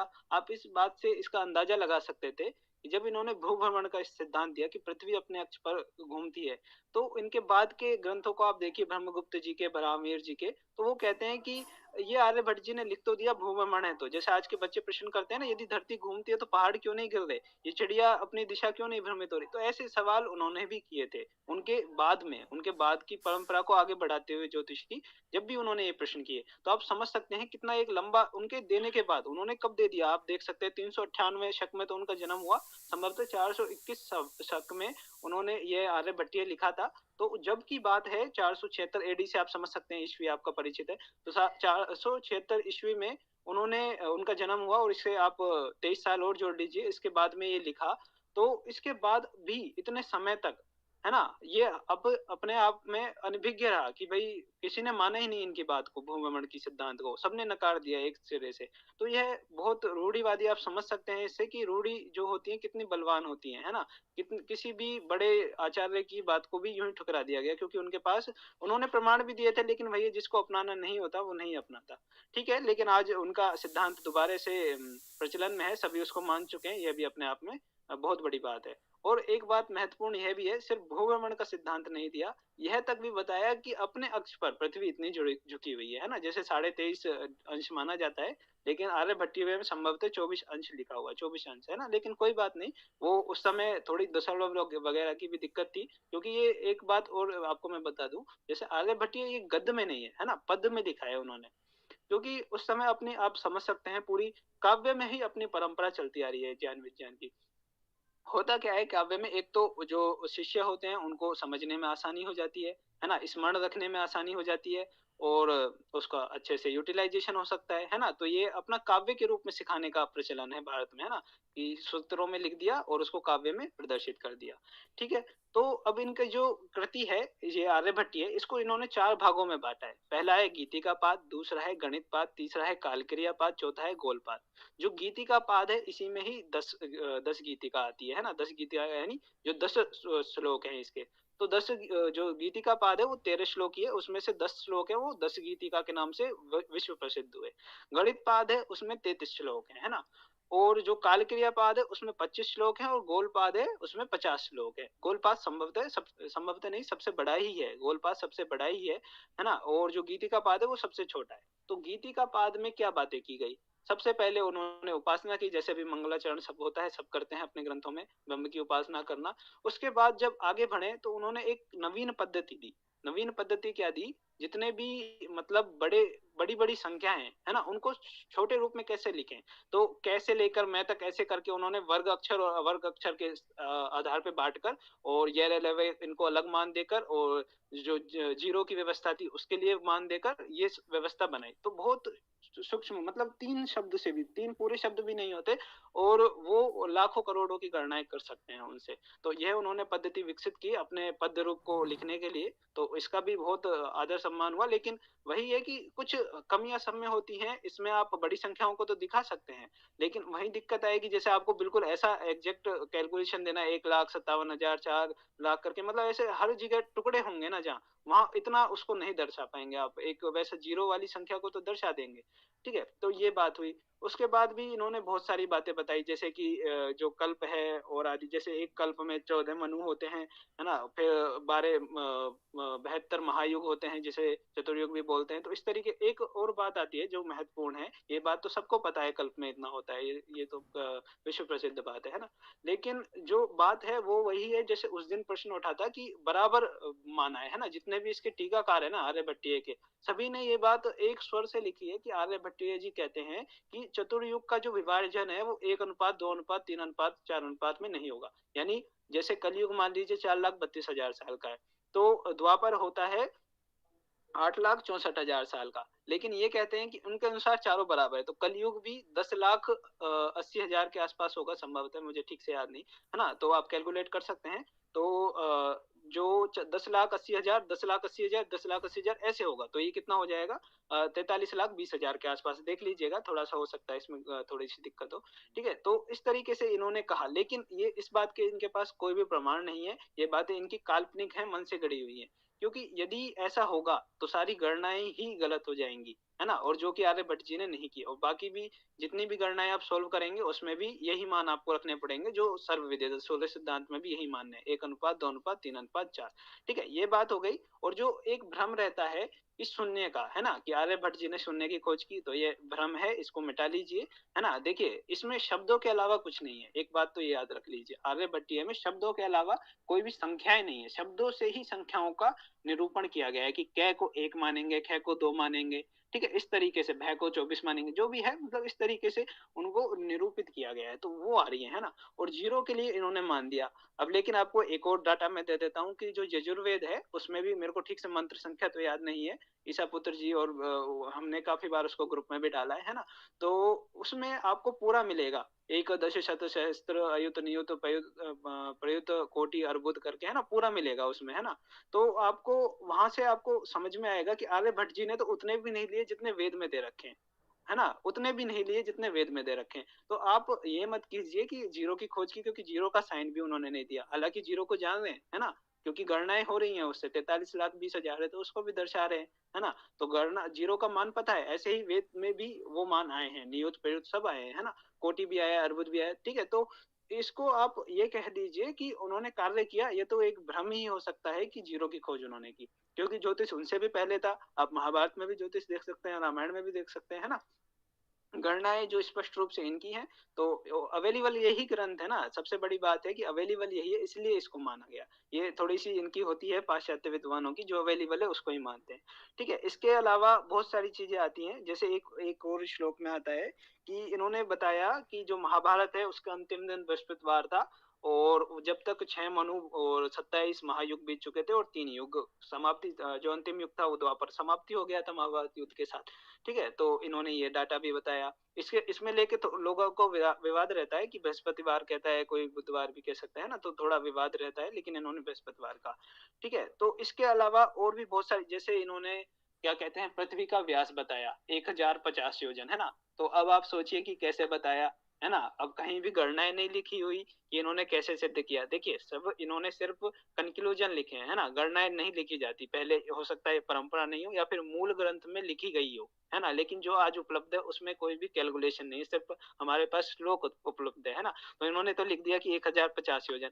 अब वही बात आती है, इन्होंने ये हालांकि ये ठीक है, डाटा गलत नहीं है। देखिए अभी आपको पता होगा कि 6,000 6,500 के आसपास माना जाता है ना, उसको, जो पृथ्वी का त्रिज्या है ना, उसको इतना माना जाता है। इसी में आप योजन को कन्वर्ट करेंगे तो हो जाएगा उतना ही, है ना, 10-12 हजार के आसपास हो जाएगा, है ना। अलग अलग योजन को भी अब कन्वर्ट करने के अलग अलग मापक है ना, कहीं 8 से करते हैं, कहीं 9 से करते हैं, है ना। तो इस तरीके से मतलब मैंने किया था कैलकुलेट, आप सीरीज में देख सकते हैं, तो बिल्कुल आसपास चीजें आई थी, है ना, गलत नहीं है चीजें, है ना। ऐसे ही जो अंश पर झुकने वाली बात आ गई पृथ्वी की, है ना, तो अब यही बात आती है कि कैलकुलेशंस कैसे की गई, है ना। तो अब यदि ये कैलकुलेशंस ही लोगों, अब देखिए इसका भी लोगों ने विरोध किया। अब आप ये देखिए पृथ्वी के व्यास तक का लोगों ने विरोध कर दिया कि आप 1050 योजन कैसे बोल दिए, ठीक है। तो मतलब इतनी रूढ़िवादिता हुई कि बहुत ज्यादा, है ना। अब ऐसे ही एक और बात आई, जैसे प्राण नेति कलाम्बु, तो जो पृथ्वी है, एक एक प्राण में एक कला घूमती है ना। इसी तरीके से जैसे एक चक्र है उसको 12 राशियां बोलते हैं, या 360 डिग्री अंश बोल लीजिए, उसमें यदि आप 60 का गुणा कर देंगे तो वो कला में बदल जाएगा, है ना। 21,600, है ना, 360 में 60 का गुना कर देंगे, 21,600 कलाएं हो जाएंगी। तो यह जो एक दिन में प्राण होते हैं, है ना, उसके बराबर हो गया। तो समझ रहे हैं, एक प्राण में एक कला हो गई। तो इतनी सटीकता से इन्होंने बहुत सारी चीजों की जानकारी दी। अब एक दो चीजें और मैं आपको बता देता हूँ, उसके साथ इसको समाप्त करते हैं। कि एक तो आता है पाई का मान, जिसमें विशेष महत्व दिया जाता है आर्यभट्ट जी को, है ना। आर्यभट्ट जी के जो मूल सिद्धांत है ना, उसकी बात नहीं की जाती किताबों में। उनका मूल सिद्धांत है भूभ्रमण का, वो कहीं नहीं पढ़ाया जाता कि आर्यभट्ट जी ने बताया, है ना। और पढ़ाया भी जाता होगा तो अच्छी बात है, ठीक है। अब पाई के मान की भी बात करें तो इन्होंने कहा कि जो 20,000 और 62,832, ये दो मान दिए इन्होंने, है ना। तो इसमें होता है कि जैसे हम परिधि कैसे निकालते हैं, है ना, तो 2πr, है ना, 2r को क्या लिख सकते हैं हम, व्यास लिखते हैं, है ना। तो परिधि में, है ना, व्यास का भाग देने पर, है ना, परिधि में व्यास का भाग देने पर जो डाटा आता है उसी को ही पाई बोला जाता है ना। तो 20,000 व्यास के वृत्त में 62,832 की जो परिधि है वही पाई है ना। पाई तो उनको नहीं बोला उन्होंने एक निश्चित मान, नियतांक होता है ये, है ना। अभी लोगों ने ये पाई, थीटा, गामा वगैरह ये ग्रीक शब्दावली है, जैसे अपने ए बे सैदे होता है ना, तो इनका ऐसा है पाई, थीटा, गामा, है ना, काई, ये सब होता है इनका। तो वो पाई इन्होंने ये रख दिया इसका, है ना। तो ये एक नियतांक था। तो अब एक आप, यदि आपके पास कैलकुलेटर हो तो आप लेके बैठिए, मैं आपको एक बढ़िया बात बताता हूँ। आप 22/7 लिखते हैं, जितने भी गणित के छात्र होंगे जुड़े होंगे तो आप सभी जानते होंगे 2πr को सोल्व करते हुए हमेशा हमेशा लोग, कोई एक आदि होगा जो 3.14 लिखता है, सब 22/7 लिखते हैं गणनाओं को सरल बनाने के लिए। अब 22/7 को आप करके देखेंगे तो आएगा 3.1428, है ना, या फिर 3.1428 बोल लीजिए, है ना। तो ये मान आएगा। और यदि आप आर्यभट्ट जी का कैलकुलेट करेंगे, आर्यभट्ट जी का कैसे कैलकुलेट करेंगे, 62,832 में 20,000 का भाग दे लीजिए, तो इससे आएगा 3.1416, है ना। 3.1416 आप याद रखें, उनका कितना आया था 22/7 से 3.1428, और इनका आया 3.1416, है ना। अब आप निकालिए, चाहे विकिपीडिया पे निकालिए चाहे कहीं निकालिए, पाई का मान निकालिए। पाई का मान होता है 3.1415 और फिर 9, और उसके आगे वो बढ़ता जाता है, वो अंत नहीं होता। अब देखिए, अब 15 और 9 जैसे सार्थक अंक आपने यदि पढ़े हो, तो यदि संख्या बड़ी हो तो उससे एक पहले वाले एक अंक को बढ़ाकर लिख दिया जाता है। तो 3.559 को 3.16 भी लिखा जा सकता है, ठीक है। और आर्यभट्ट जी ने क्या कहा, ये सन्निकट मान है। एक आप उदारता देखिए विद्वान की, कि उन्होंने क्या लिखा कि ये सन्निकट मान है, मतलब स्पष्ट कह दिया कि ये फिक्स मान नहीं है, ये तो पाई का तो जो है इससे अलावा भी और इसके आसपास हो सकता है। तो कितनी सटीकता देखिए, 22/7 सब यूज कर रहे हैं और सबका गलत है, क्योंकि आप बहुत अंतर आ रहा है ना। 3.1416 और 3.1428 में बहुत जमीन आसमान का अंतर आ जाएगा यदि आप कैलकुलेशंस करने बैठेंगे, है ना, बड़ी कैलकुलेशंस करेंगे। तो एक यह इनका महत्वपूर्ण योगदान है। इसके अलावा त्रिभुज का क्षेत्रफल आप जानते हैं 1/2 आधार गुणा ऊंचाई, है ना, बचपन से सब पढ़ते आ रहे हैं, ये सब भी आर्यभट्ट जी का दिया हुआ है। इसके अलावा जो श्रेणियां होती हैं, श्रेणियों के जैसे आपने पढ़ा होगा a+n-1d, है ना, ये तो अपने को पढ़ाया जाता है, बाकी इन्होंने तो अलग तरीके से दिया, है ना, e/2 करके e/2 प्लस ऐसे -1, है ना। तो इस तरीके से दिया। लेकिन बात यह है कि सब कुछ दिया। एक और बात आती है, वो होती है छाया की, है ना, कि किसी भी ऑब्जेक्ट की, किसी भी वस्तु की, आपको पता है प्रकाश पड़ रहा है तो उसमें छाया बनेगी उसकी, है ना, जिसका यदि प्रकाश पड़ रहा है तो उसपे। इसी प्रकार एक बात आती है कि पृथ्वी की भी तो छाया बनेगी ना, यदि सूर्य उसके सामने है तो पृथ्वी की बनेगी। हो सकता है वो हमें दिखे ना, क्योंकि बाकी जगह स्पेस है, खाली है, कुछ ऐसा है नहीं जो दिखेगा, है ना। और ऐसा भी हो सकता है कि भाई उसकी छाया है ना, तो हमें पृथ्वी से तो वो दिखने नहीं वाली, है ना, वो बात तो स्पष्ट है, क्योंकि जहाँ सूर्य है उसके दूसरी ओर वो होगा, और बाकी तो सब कुछ ब्लैंक ही होता है आसमान में, है ना, अंतरिक्ष में तो कुछ दिखता नहीं है ना, तो हमें नहीं दिखेगी। लेकिन उसकी हम गणना कर सकते हैं कि वो कितनी दूरी पे बनेगी, और इसकी मैंने गणना करके भी दिखाई है, और आपको आधुनिक मान भी दिखाया है कि कितना सटीक है आधुनिक मान से, है ना। कुछ मतलब पॉइंट की इधर इधर होती है बस, कुछ नहीं तो बाकी बिल्कुल सटीक मान आता है ना। तो आप देख सकते हैं कितने कमाल कमाल के उन्होंने फॉर्मूले दिए, जिनका इस्तेमाल आज भी होता आ रहा है। लेकिन बस वही है कि कोई मानता नहीं है कि आर्यभट्ट जी ने दिया है ना, क्योंकि उन्होंने कभी पढ़ा नहीं आर्यभट्ट जी को। इसके अलावा आप जितने भी मतलब गणित के, है ना, जो पाइथागोरस के बोलते हैं, है ना, पाइथागोरस का तो बहुत पहले से है ना, इसका कर्ण का स्क्वायर बराबर आधार का वर्ग प्लस लंब का वर्ग, है ना। तो ये तो आपको सुलभ सूत्रों में भी मिलेगा और उससे पहले भी मिलेगा। इसके अलावा आर्यभट्टीय में तो स्पष्ट श्लोक है ये, है ना, यहाँ पे भी मिलेगा। इसके अलावा एक और सूत्र होता है के प्लस, जो a+b का होल स्क्वायर बोलते हैं लोग, है ना, तो उसको भी k+b का पूरे का स्क्वायर ऐसे करके आया है, तो k² plus 2k plus k², है ना। तो ये सब है, हालांकि ये सब पद के रूप में है, लेकिन इनको जब आप हिंदी अर्थ में देखेंगे और इसको सोल्व करेंगे तो ये सब आप वर्णित कर सकते हैं। तो ये एक बेसिक जानकारी हो गई। तो मैं आपको एक बार ये और बता देता हूँ, गणित पाद में गणित की जानकारी हो गई, काल क्रिया में यही जानकारी है, ग्रहों आदि की जानकारी है ना, बहुत सारी। अब जो ये छाया की बात कर रहे थे अभी, पृथ्वी की छाया की, तो आर्यभट्ट जी ने तो ये भी बता दिया कि पृथ्वी की छाया कितने चक्कर लगाती है। उसकी बात तो छोड़िए, कि भाई पृथ्वी कितने चक्कर लगाती है, उनकी उसकी छाया और जो चंद्रमा को भी छोड़िए, चंद्रमा का जो शिग्रोच होता है, शिग्रोच मतलब ऐसे स्थान होते हैं जहाँ पर इनकी गतियां बदलती है ना, शिग्रोच निम्नोच, तो उनके भी मान इन्होंने बताए हैं। तो यह अपने आप में बहुत कमाल का और वैज्ञानिक ग्रंथ है, बहुत संक्षिप्त ग्रंथ है, ये थोड़ा सा है ये संक्षिप्त में है, क्योंकि उसका हमें कुछ भी, कई बातें तो ऐसी हैं कि उसका कुछ मतलब लोग लगा ही नहीं पा रहे। जैसे एक बात आती है कि ब्रह्मा के एक दिन में पृथ्वी का आकार इतना बढ़ जाता है, 8 योजन है संभवतः, 8 योजन बढ़ जाता है, और इतने ही समय में मतलब रात में उतना घट जाता है। तो इस बात को मतलब समझना बहुत कठिन है कि उन्होंने मान तक बताया। एक तो होती है कि बढ़ता है, वो तो मान लेते हैं कि जो कोणीय गति होती है उससे क्या है, बेलनाकार गति हो, मतलब बेलनाकार शेप हो जाती है, आप चेक करके देख सकते हैं, है ना। पत्थर को भी, पत्थर तो बहुत कठोर चीज है ना, यदि आप कोई मुलायम चीज को यदि आप गोल गोल गोल गोल घुमाएंगे तो एक समय ऐसा आएगा वो बेलन के आकार की हो जाएगी, वो गोल चीज भी, है ना। तो ये आप करके भी देख सकते हैं। तो इसी तरीके से ये पृथ्वी के लिए भी ये बात मान रहे हैं, लेकिन बहुत न्यूनता से ये चीजें होती है ना। अब लेकिन उन्होंने माना, लेकिन कहीं भी इसका कुछ भी साक्ष्य नहीं था, तो लोगों ने इतना ध्यान नहीं दिया इस बात पर। तो इसी प्रकार ऐसे ही जो गोलपाद है उसमें स्पष्ट कहा गया है पृथ्वी गोल है, इसका कोई भी आधार नहीं है, खम बोलते हैं इसको, है ना, कि आधार नहीं है, खे करके बोलते हैं, ठीक है। तो निराधार है, ये भी इन्होंने बोला, इसको सभी ने माना, बरामीर वगैरह सभी जितने भी ज्योतिषाचार्य है वो सभी ने माना कि पृथ्वी निराधार है, आधार तो कुछ नहीं है। अब बात बस उसकी है कि ये घूम रही है कि नहीं घूम रही, है ना, ये बात स्पष्ट हो गई। इसके अलावा मैं एक बात और आपको बोल देता हूँ, भ्रमों को मिटा रहा हूँ मैं आपके, है ना, कि आप आर्यभट्टीय के बारे में ऊपर ऊपर से जान लें, बाकी आप पूरी सीरीज देखेंगे, उसमें कैलकुलेशंस देखेंगे, तभी आप उसको समझ पाएंगे, ठीक है। एक भ्रम क्या है कि सभी जगह ऐसा लिखा हुआ है कि सूर्य भगन, एक शब्द आता है सूर्य का भगन, भगन मतलब आप लगा सकते हैं चक्कर से, है ना, चक्कर जो भ्रमण होता है ना, भ्रमण और भगन एक ही बात है, ठीक है। तो उसमें आता है सूर्य का भगन, कितना आता है, 43,20,000 आता है ना।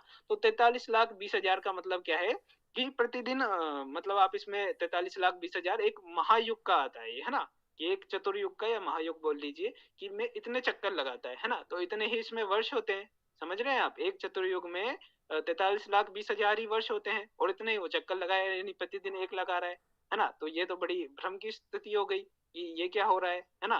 तो इसी तरीके से मतलब बहुत सारी चीजें, जैसे आप इससे लगा सकते हैं अंदाजा कि पृथ्वी के भगन दिए गए, है ना, सब चीजों के भगन दिए गए। तो अब यदि सूर्य के भगन दिए गए तो यानी सूर्य चक्कर लगा रहा है ना, और पृथ्वी के भगन का अर्थ हो गया कि भाई पृथ्वी पृथ्वी चक्कर लगा रही है। तो यहाँ पर इसको थोड़ा सा क्लियर करें, जहाँ पृथ्वी के भगन आता है उसका आशय है कि वो अपने अक्ष पर गति कर रही है ना, तो उसे पृथ्वी का भूभगन कहा गया, ठीक है। भूभगन शब्द आता है, पृथ्वी भगन नहीं आता, भूभगन, है ना, ठीक है। अब सूर्य भगन जो आता है वो परिकल्पना है ना। एक बात और है, मैं एक आर्टिकल पढ़ रहा था, किसी विदेशी यूनिवर्सिटी का ही था, तो उन्होंने स्पष्ट लिखा था कि ये जो केंद्रीय मॉडल है सूर्य का, ये देने वाले ही आर्यभट्टी है। लेकिन आप इनके ग्रंथ को पूरा पढ़ लेंगे तो ये बात आपको समझ नहीं आएगी ऊपर ऊपर से। तो क्यों नहीं आएगी, क्योंकि ये एक व्रत होता है क्रांति व्रत, उसको कल्पना करके ये सारी चीजें बनाई जाती है। अब क्रांति व्रत में क्या है, सूर्य गति करता है, तो उस हिसाब से उन्होंने मान दिए, जबकि वास्तव में सूर्य गति नहीं करता, ये सापेक्षिक है। आप देखिए, आप घूम रहे हैं ना दोनों एक छाव में, है ना, तो आप यदि दोनों साथ साथ घूम रहे हैं तो दोनों के लिए आप स्थिर हैं, है ना। दोनों आप अलग अलग गतियों से घूम रहे हैं तो आपकी गतियों के हिसाब से आप में गतियों का अंतर दिखेगा। जैसे एक सिद्धांत आते हैं ना कि यदि हमारी तरफ ट्रेन आ रही है तो वो हमें, और हम भी गति से हैं, तो हमें वो दुगनी स्पीड से दिखेगी। यदि हम दोनों एक दिशा में ही गति कर रहे हैं 0 डिग्री एंगल पे समान स्पीड से, तो हम दोनों एक दूसरे को स्थिर लगेंगे, ठीक है। तो ऐसा ही इसके लिए है, जो सापेक्षिकता है वो सापेक्षिकता इनमें लागू होती है। जो पृथ्वी को आप घूमा हुआ मान लीजिए या सूर्य को, क्योंकि हमें पृथ्वी से बैठे बैठे तो सूर्य ही घूमता हुआ दिखाई देगा, पृथ्वी तो घूमती हुई दिखाई देगी नहीं। तो ये मानने के लिए, ठीक है, ये मान लिया गया कि भाई सूर्य इस प्रकार गति करता है, आपको दिखता भी होगा उत्तरायण दक्षिणायन में गति करता है ना, पृथ्वी से स्पष्ट दिखता है, और बाकी ग्रह भी पृथ्वी से स्पष्ट दिखते हैं। स्पष्ट नहीं कह सकते, दिखते हैं, लेकिन थोड़ा जिसको इस फील्ड का नॉलेज हो वो जान लेता है ना, ठीक है। तो यहाँ पर यह बात आप क्लियर समझ लीजिए कि जो भूभ्रमण तो है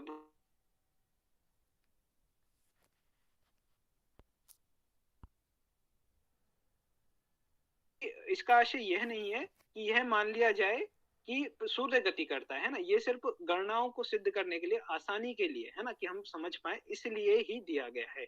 बाकी आर्यभट्टीय जो ग्रंथ है वो असीम है, इसकी कोई सीमाएं नहीं है, जितना आप इसमें खोज सकते हैं, है ना। ऐसा हो सकता है कि इनकी ज्योतिषीय गणनाएं में त्रुटि सबके में होती है। देखिए, क्योंकि यंत्र ऐसे कोई बड़े बड़े और आधुनिक यंत्र नहीं थे, है ना। यंत्र बनाने की भी विधियां मिलती हैं एक दो, लेकिन वो सामान्य है, लकड़ी से बना रहे हैं, है ना, गोल चक्कर बना रहे हैं, यामयोत्तर व्रत बना रहे हैं, है ना। तो उसमें आप ज्यादा सटीकता नहीं ला सकते। उसमें यदि थोड़ा सा भी, यदि मान लीजिए लकड़ी से बना रहे हैं ना, यदि वो व्रत नहीं बना, थोड़ा सा उसमें बैंड आ गया कहीं, तो उसी से ही मान बदल सकते हैं, है ना। तो बहुत एक कॉम्प्लिकेटेड चीज है, फिर भी इन्होंने इतने सारे सटीक मान दिए, तो इनका आदर करते हुए, है ना, इस पुस्तक को भी सभी को पढ़ना चाहिए। और पढ़ना कठिन है, इसलिए हमने सीरीज बनाई। यदि सभी पढ़ सकते होते तो हम सीरीज नहीं बनाते।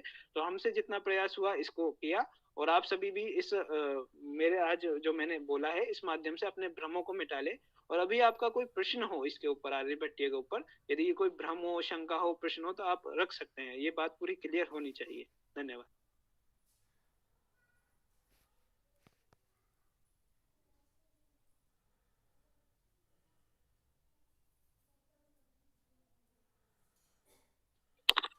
धन्यवाद पुलकित जी, उत्तम जानकारी दी आपने।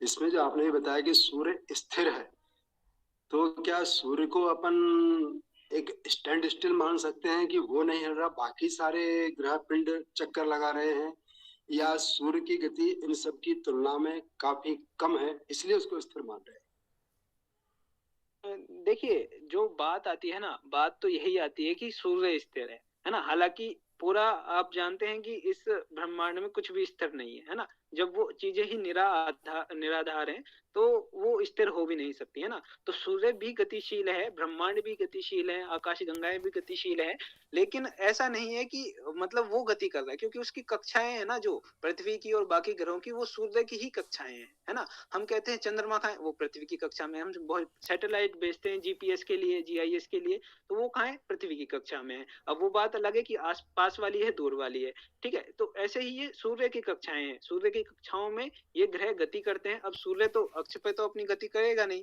ना कहीं वर्णित है ऐसा कि सूर्य अपने अक्ष पे गति करता है। तो इसके अलावा जो कोणीय गति है वो उसकी संभव नहीं। लेकिन ऐसा हो सकता है कि ये पूरा जो चक्र है ना, ये पूरा चक्र गतिशील हो, है ना। लेकिन ये क्या होता है, जो आप सभी हम जानते हैं, गुरुत्वाकर्षण का जो नियम होता है, उसके तहत सभी एक दूसरे से बंधे हुए हैं, है ना। तो इनकी गतियां तो निश्चित हैं, और इनके आधार पे ही, है ना, इनके मापदंड भी तय किए जा सकते हैं, कितनी दूरियां निकाली जा सकती हैं इन गतियों के आधार पे ही, है ना। क्योंकि सिंपल सा फॉर्मूला होता है G m1 m2 r², है ना। ये तो थोड़ा सिंपल कर दिया, पहले भी लोगों ने गणनाएं की है ना। ठीक है, तो इससे हम बल यदि हमें ज्ञात हो, और इससे करके हम ऐसा निकाल सकते हैं, बहुत निकाला भी है लोगों ने। ठीक है, तो हमें यही मानना पड़ेगा कि नक्षत्र, एक बात और मैं बता देता हूँ, है ना, जो लोग इसमें भ्रम रहते हैं उनके बारे में। ठीक है, तो आप यदि मान लीजिए कि सूर्य गति कर रहे हैं, है ना, तो लोग मानते हैं कि यदि आप सूर्य को गतिशील मान रहे हैं, पृथ्वी को स्थिर मान रहे हैं, तो आपको नक्षत्रों को भी गतिशील मानना होगा। नक्षत्र यानी आप समझ रहे, तारों का समूह, है ना। नक्षत्र राशियां यही होती है, इसके अलावा कुछ ही नहीं होते, है ना। ठीक है, तो जो पात बांट दिया है ना, 12 भागों में बांट दिया, वो 12 राशियां, और 27 अथवा 28 में बांट दिया, वो नक्षत्र हो गए। ठीक है, तो जो तारों का समूह है वो भी घूम रहा है, यदि आप ऐसा मानना पड़ेगा, यदि आप पृथ्वी को स्थिर मान रहे हो, जो कि संभव नहीं है। आपको पता है कि तारों हमसे कितने मिलियंस दूर है ना, मिलियंस किलोमीटर्स दूर है। तो वो क्या है कि उनकी गतियों, उनकी यदि कुछ वो तारा नष्ट भी हो गया ना, हमने ऐसा पढ़ा है फिजिक्स में, यदि वो तारा नष्ट भी हो गया ना, तब भी आपको 1-2 लाख साल बाद जाके पता चलेगा कि वो अस्तित्व में भी नहीं है वो तारा।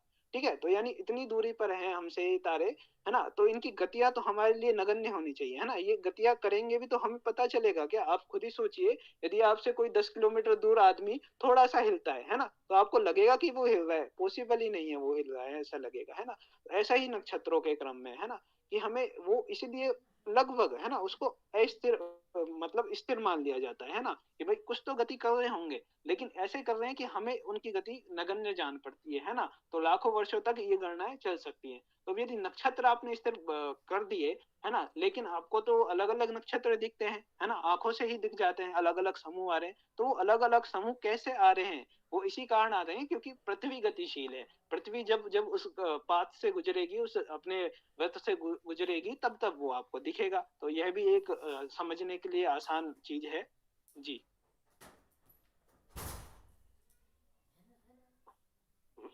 बेटा इसको थोड़ा सा मुझे लगता है कुछ जानकारी है, हो सकता है विचार करना कितना ठीक है। जैसे चंद्रमा पृथ्वी की कक्षा में परिभ्रमण कर रहा है, अक्ष पर गति तो बहुत छोटी बात हो गई, उसको छोड़ देते हैं। पृथ्वी अपने अक्ष पर घूम रही, चंद्रमा भी अपने अक्ष पर घूमेगा और जो भी करेगा। कुल मिलाकर थोड़ा उसके अगले स्तर पर अगर आए तो चंद्रमा पृथ्वी की कक्षा में घूम रहा है, पृथ्वी का परिभ्रमण कर रहा है, पृथ्वी की परिक्रमा कर रहा है, हम लोग कह रहे हैं, ठीक है। और पृथ्वी सूर्य की परिक्रमा कर रही है। तो जब पृथ्वी सूर्य की परिक्रमा करेगी तो चंद्रमा तो अपने आप सूर्य की परिक्रमा में आ जाएगा ना। चंद्रमा पृथ्वी की परिक्रमा करेगा और पृथ्वी सूर्य की परिक्रमा करेगी, तो पृथ्वी के साथ साथ चंद्रमा तो अपने आप सूर्य की परिक्रमा में आ गया। सूर्य की परिक्रमा उसी कक्षा में कर रहा है जिस कक्षा में पृथ्वी सूर्य की परिक्रमा कर रही है, और वो पृथ्वी की परिक्रमा तो कर ही रहा है, ठीक। अब इसका अगला स्तर आ गया सूर्य। तो जैसे चंद्रमा पृथ्वी की परिक्रमा कर रहा है, चंद्रमा सहित पृथ्वी सूर्य की परिक्रमा कर रही है, या अन्य ग्रह सूर्य की परिक्रमा कर रहे हैं, उसी प्रकार से सूर्य अपने सभी ग्रहों और उपग्रहों सहित एक महासूर्य की परिक्रमा कर रहा है, जिसे आधुनिक उसमें संभवतः आकाश गंगा का केंद्र या कुछ कहा जा रहा है। वो तुम लोग खोज लोगे और ज्यादा सटीक शब्दों में सही जानकारी मिल जाएगी। तो सूर्य या कोई, जैसा एक है, कोई भी आकाशीय पिंड स्थिर तो हो ही नहीं सकता, ये तो बिल्कुल मौलिक सिद्धांत है, इस पर तो कोई विवाद हो ही नहीं सकता। तो सूर्य अपने सभी ग्रहों उपग्रहों सहित किसी एक केंद्र की परिक्रमा कर रहा है, उसे हम लोग प्राचीन शब्दावली में महासूर्य कहते हैं, जो वेद में या अन्य ग्रंथों में आया होगा। और इस समय संभवतः उसे आकाशगंगा का केंद्र माना जा रहा है कि आकाशगंगा का जो केंद्र है उसकी परिक्रमा सूर्य जैसे अनेक सूर्य अनेक तारे कर रहे हैं, और इसी प्रकार से सारी आकाशगंगा से समझिए कि उस केंद्र के चारों ओर घूम रही होगी। और ये आकाश गंगाएं किसी और महान केंद्र की परिक्रमाएं कर रही हैं। संपूर्ण ब्रह्मांड इसी तरह से परिभ्रमणशील है, ऐसी जानकारी कुछ प्राचीन शब्दावली में भी कह लें, और आधुनिक जो कुछ थोड़ा बहुत हम पढ़ जान पाए हैं, तो संभवतः ऐसा कुछ है। इस पर तुम लोग अपने स्तर पे खोज करोगे तो हो सकता है और सही जानकारी दे पाओ। अभी मैं कहीं पढ़ रहा था तो ये आया था कि सूर्य का जन्म हुए इतना वर्ष हो गया, और वो जो अपने केंद्र की परिक्रमा कर रहा है इतनी अधिक गति से कर रहा है। स्वाभाविक है, चंद्रमा की अपेक्षा पृथ्वी की गति अधिक है, पृथ्वी की अपेक्षा सूर्य की गति अधिक है। तो उसने बताया कि सूर्य इतनी गति से, मतलब प्रति सेकेंड प्रति मिनट इतनी गति से वो परिक्रमा कर रहा है, तो जन्म से अब तक उस केंद्र की कुल इतनी परिक्रमा कर पाया है। क्योंकि वो बहुत दूर है और उसका परिक्रमा पथ बहुत बड़ा है, तो अब तक वो गिनी चुनी परिक्रमा कर पाया है। वो संख्या मुझे ध्यान नहीं आ रही है। तो ये था सूर्य अपने जन्म से अब तक उसकी इतनी परिक्रमाएं कर पाया है, और जीवन काल में कितनी कर पाएगा वो देखा जाएगा। तो इस दृश्य से थोड़ा सा विचार करके कुछ और स्पष्ट तरीके से बता पाना तो बताना। मुझे लगा कि इतना संकेत हम कर दें, बाकी अच्छा तुम लोग बता पाओगे, हमसे भी अच्छा ही हम मानते हैं। हाँ जी गुरु जी, मैंने इसके बारे में सुना है, और मैंने एक वेबसाइट भी देखी थी, मतलब 1-2 साल पहले। तो वो तो क्या है कि आप यदि उसमें अपनी डेट ऑफ बर्थ, जन्म दिनांक डाल देंगे तो वो बता देगा कर ली है, पृथ्वी ने इतनी कर ली है, और ये वो मतलब सभी ग्रहों की आपको जानकारी निकाल के देगा। ऐसा वेबसाइट भी है ना, कि सूर्य की गति कितनी है, पृथ्वी की गति कितनी है, और ये कितना कर लेंगे, आप उसमें ये भी डाल के लिख सकते हो, है ना। तो ये वेबसाइट है, तो ये कॉन्सेप्ट तो है, लेकिन अभी इसके बात कर रहे थे आर्यभट्टीय में, तो ऐसा यहाँ कोई संकेत नहीं मिला, और कुछ ग्रंथों में नहीं है। जहां मिलेगा तो प्रयास करेंगे, इसको और ढूंढेंगे, थोड़ा सा इस पे विचार विमर्श करेंगे। जी गुरु जी।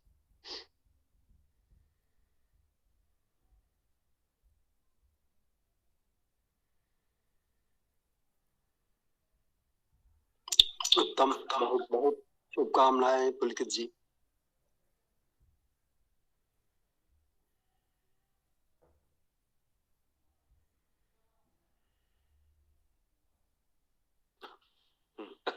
नहीं, बहुत अच्छा लगा पुलकित जी इतना कार्य कर रहे हैं और हम सबको प्रेरणा लेनी चाहिए, सभी लोग इसी प्रकार से प्रयास करें तो ये ज्ञान विज्ञान के धारा और आगे बढ़े।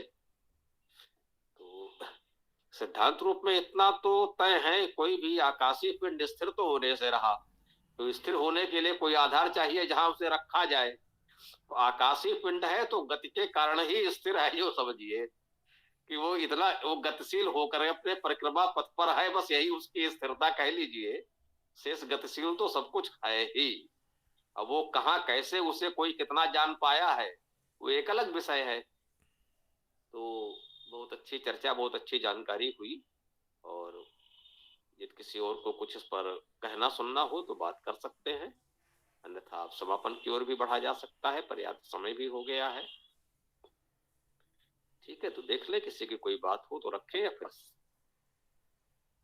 हाँ पुलकित जी, एक बात और बताएं, क्या सूर्य से शनि की दूरी इतनी अधिक है कि जहां पर सूर्य का प्रकाश की गर्मी नहीं पहुंच रही, जिस कारण से सूर्य को अत्यंत ठंडा ग्रह माना जा रहा है, शनि को अत्यंत ठंडा ग्रह माना जा रहा है? जी हाँ, जी हाँ जी। तो यह क्रम भी इसमें आता है, क्रम से आता है। वो आप 1 मिनट रुकेंगे तो मैं अभी आपको बता सकता हूँ। हालांकि जो वार का क्रम होता है ना, कई लोग वार से दूरी का लेते हैं। वार का क्रम और जो दूरी का क्रम है वो भिन्न है। 4 का गैप आता है, 3 छोड़ के जो चौथा होता है हो रहा, उसके आधार पे माना जाता है। तो आप 1 मिनट रुके तो मैं आपको ये बता सकता हूँ क्रम। 1 सेकेंड।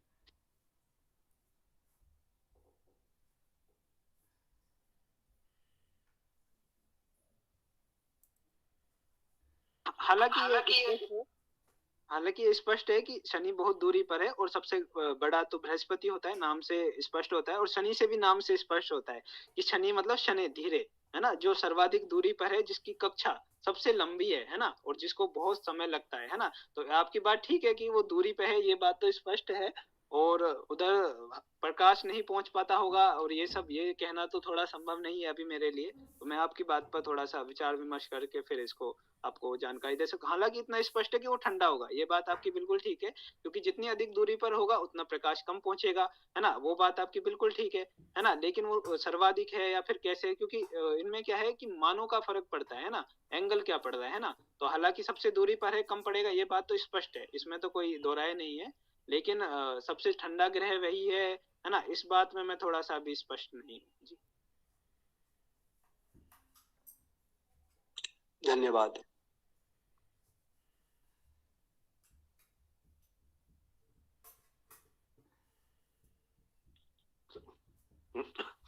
सर्वाधिक दूरी पर है तो स्वाभाविक है ऊष्मा न्यूनतम पहुंचेगी, तो तुलनात्मक रूप से तो ठंडा होगा ही, इसमें तो कोई संदेह नहीं होना चाहिए।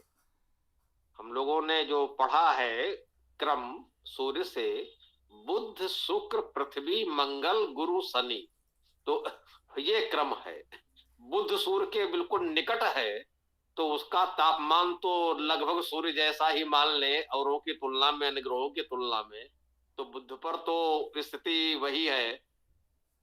उसके पश्चात तो शुक्र है जो पृथ्वी के एक ओर है, तो उसका तापमान बताते हैं कि हाँ पृथ्वी से तुलना में तो पर्याप्त अधिक है, लेकिन थोड़ा बहुत लोग प्रयास कर रहे हैं कि संभवतः शुक्र पर भी टिकने का कोई ठिकाना बन जाए, कि उष्मा पर्याप्त तो है, हमारी आवश्यकता से कुछ अधिक है, तो वो वहां के स्थानीय प्रभाव कुछ यहाँ वहां खोज सकते होंगे कि शायद कहीं किसी कोने में ठिकाना बन जाए हमारे रहने लायक। और वही स्थिति मंगल की है, पृथ्वी के बाद मंगल है, तो पृथ्वी की तुलना में वो अधिक शीतल है, कह सकते हैं। जहां हमें इस समय बहुत ठंड लग रही है, तो वहां पर जो सबसे उष्णता सर्वाधिक गर्मी का स्थान होगा वो भी इससे भी ठंडा होगा। और ऐसे जितना ही दूरी पर जाएंगे तो ये तो होता ही जाएगा, ये तो बिल्कुल स्वाभाविक ही है दूरी की दृष्टि से। और वही जो लोगों ने नए खोजे, अरुण वरुण यम, है ना, प्लूटो नेपच्यून, ये सब, तो वो जितनी अधिक दूरी पर हैं तो वही है कि वहां तो अंधकार या तापमान बहुत नीचे तो बताया ही जा रहा है। तो वो तो ठीक बात है, लेकिन आज पुलकित जी ने बहुत अच्छी चर्चा की, बहुत अच्छी जानकारी दी, और हम लोग प्रयास करें कि आगे इसको इसी प्रकार से बढ़ाते रहेंगे। पुलकित जी कुछ कहना चाह रहे हैं, बोलिए, स्वागत है। हाँ जी हरीश जी, इसका मतलब सबसे ठंडा ग्रह यूरेनस है, अरुण ग्रह जिसको बोलते हैं। तो अभी हालांकि अब वही बात है, अब यदि आप पूछेंगे आर्यभट्टीय के अनुसार तो इन्होंने तो यही शनि तक ही लिया है, तो इसके अनुसार तो शनि है। लेकिन जब आप वैसे पूछ रहे हैं कि सबसे ठंडा कौन सा है, तो इसलिए मैं नहीं बताना चाह रहा था, क्योंकि मेरे को ठीक से पता भी नहीं था कि क्योंकि अन्य ग्रह भी जोड़ दिए गए हैं। तो यूरेनस अभी मैंने देख लिया, यूरेनस जो अरुण ग्रह है वो सबसे ठंडा ग्रह है जी।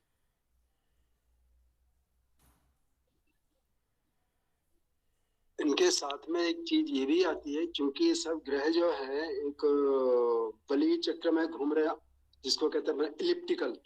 तो कभी कोई ग्रह सूर्य के नजदीक होगा, कभी कोई ग्रह सूर्य के नजदीक होगा। उस स्थिति में इनकी ग्रह स्थिति के अनुसार वहां पर उष्णता और शीतलता का भी अंतर आना चाहिए, जो भी कई वर्षों तक, करोड़ों वर्षों तक या लाखों वर्षों तक जा सकता है। जी बिल्कुल ठीक बात है, आपकी बात बिल्कुल ठीक है। और ऐसा भी होता है कि एक ही ग्रह के विभिन्न विभिन्न हिस्सों पर अलग अलग तापमान होता है। जैसे हम पृथ्वी पर भी देख सकते हैं, जब उत्तरायण होगा तो उत्तर में होगा अधिक, है ना, दक्षिण में कम होगा। ऐसे ही अन्य ग्रहों के लिए। लेकिन जो दूरी का सिद्धांत है ना, जैसा गुरुजी ने बताया, ये तो सर्वमान्य है ना, क्योंकि दूरी पर होगा तो उसी हिसाब से ऊष्मा पहुंचेगी। तो ये बात भी अपन एक औसतन रूप में लें कि जो सबसे दूर होगा वो सबसे ठंडा होगा, ये बात ठीक है। और आधुनिक के हिसाब से उसको अरुण ग्रह या फिर यूरेनस मान लिया गया है जी। अरुण ग्रह जो है यूरेनस, एक और ग्रह है नेपच्यून, इनको तो अभी सौर मंडल में शामिल किया नहीं गया है। इनका वो वाद विवाद का विषय है ना, कि वो क्या चलता रहता है ना, कभी कर लेते हैं कभी हटा देते हैं। पहले तो थे, इनको कर लिया था फिर हटा दिया था शायद, तो ऐसा चलता रहता है। लेकिन हम यदि इसमें ही माने हमारे सौर मंडल में, और जो हमारे ज्ञात हैं, तो उनमें तो शनि ही है। बाकी जो ठंडा ग्रह आप यदि देखेंगे तो उसमें तो उसका नाम दिया हुआ है यूरेनस का। तो मान सकते हैं, शनि मान लीजिए, उसमें कोई दिक्कत नहीं है, क्योंकि वही हमें दिखते हैं, उनमें तो शनि ही है अधिकतम। उससे अधिक तो अपने को दिखते नहीं है, तो शनि को मान लीजिए जितने दिखते हैं। ठीक, सहमत। देख भाई, जहां तक सौरमंडल में मानने का प्रश्न है, तो सौरमंडल में हैं, इसको कभी किसी ने नकारा नहीं जब से खोज हुई। ठीक, जब उनके विषय में जानकारी नहीं थी तो नहीं थी, पहले शनि तक हम लोग जानते थे, तो शनि तक की जानकारी तो ठीक थी। उसके पश्चात इन लोगों ने 3 और खोज लिए, प्लूटो, यूरेनस, नेपच्यून, जो आपने नाम दिया। इनका क्रम क्या है वो थोड़ा हमें इतना स्पष्ट नहीं होगा, लेकिन जो भी ये 3 ये खोजे गए, इसको हमारे यहाँ अरुण वरुण यम का नाम दे दिया गया, तो ठीक है।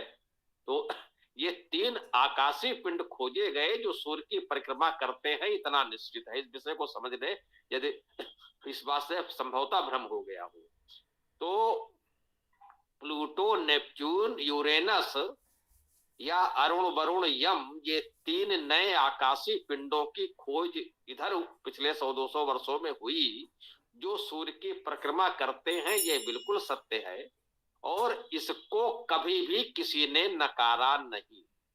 जो अभी बताया कि कभी शामिल कर लेते हैं कभी हटा देते हैं, तो वो कभी किसी ने ये नहीं कहा कि ये हैं ही नहीं, इनको हटा दो। वो ग्रह की परिभाषा को लेकर समस्या आई।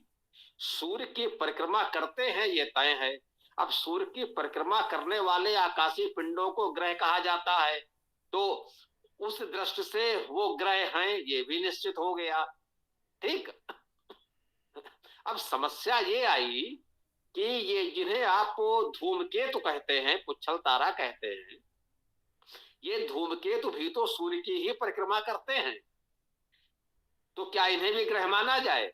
बिल्कुल ना माना जाए। इस पर तो सभी लोग 100% सहमत है कि धूमकेतु अलग प्रजाति है, ये भी सूर्य की ही परिक्रमा करते हैं, लेकिन इन्हें ग्रह नहीं माना जाता।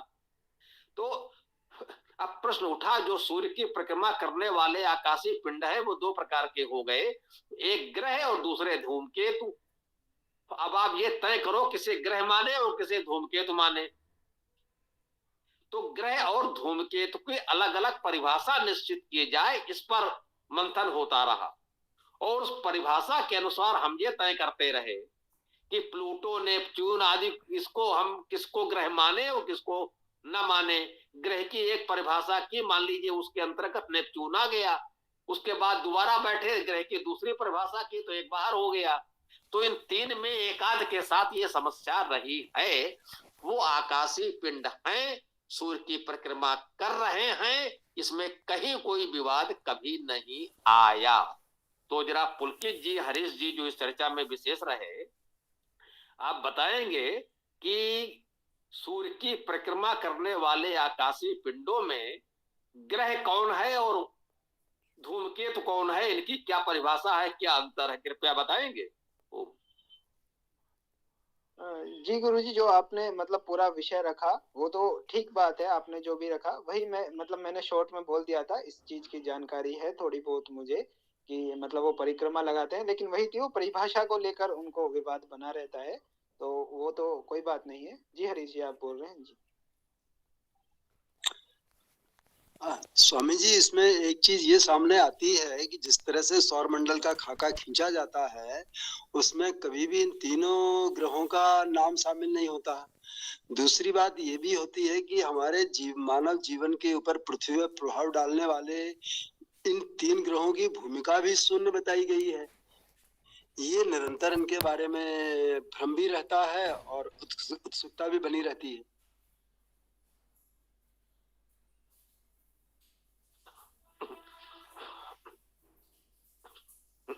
इसमें दो बातें हैं, ये बहुत दूर है, तो जो कह लीजिए कि आर्यभट्ट आदि के समय तक उनकी जानकारी नहीं थी, शनि तक जानकारी थी। एक विषय तो ये, अब जिसकी जानकारी है उसी के विषय में सारी चर्चा होगी, उसका प्रभाव या जो भी होना होगा। और दूसरा, प्रभाव का अर्थ अगर वो फलित वालों से है तो वो तो हमारी चर्चा का विषय ही नहीं होता, उसका तो कोई लेना देना ही नहीं है।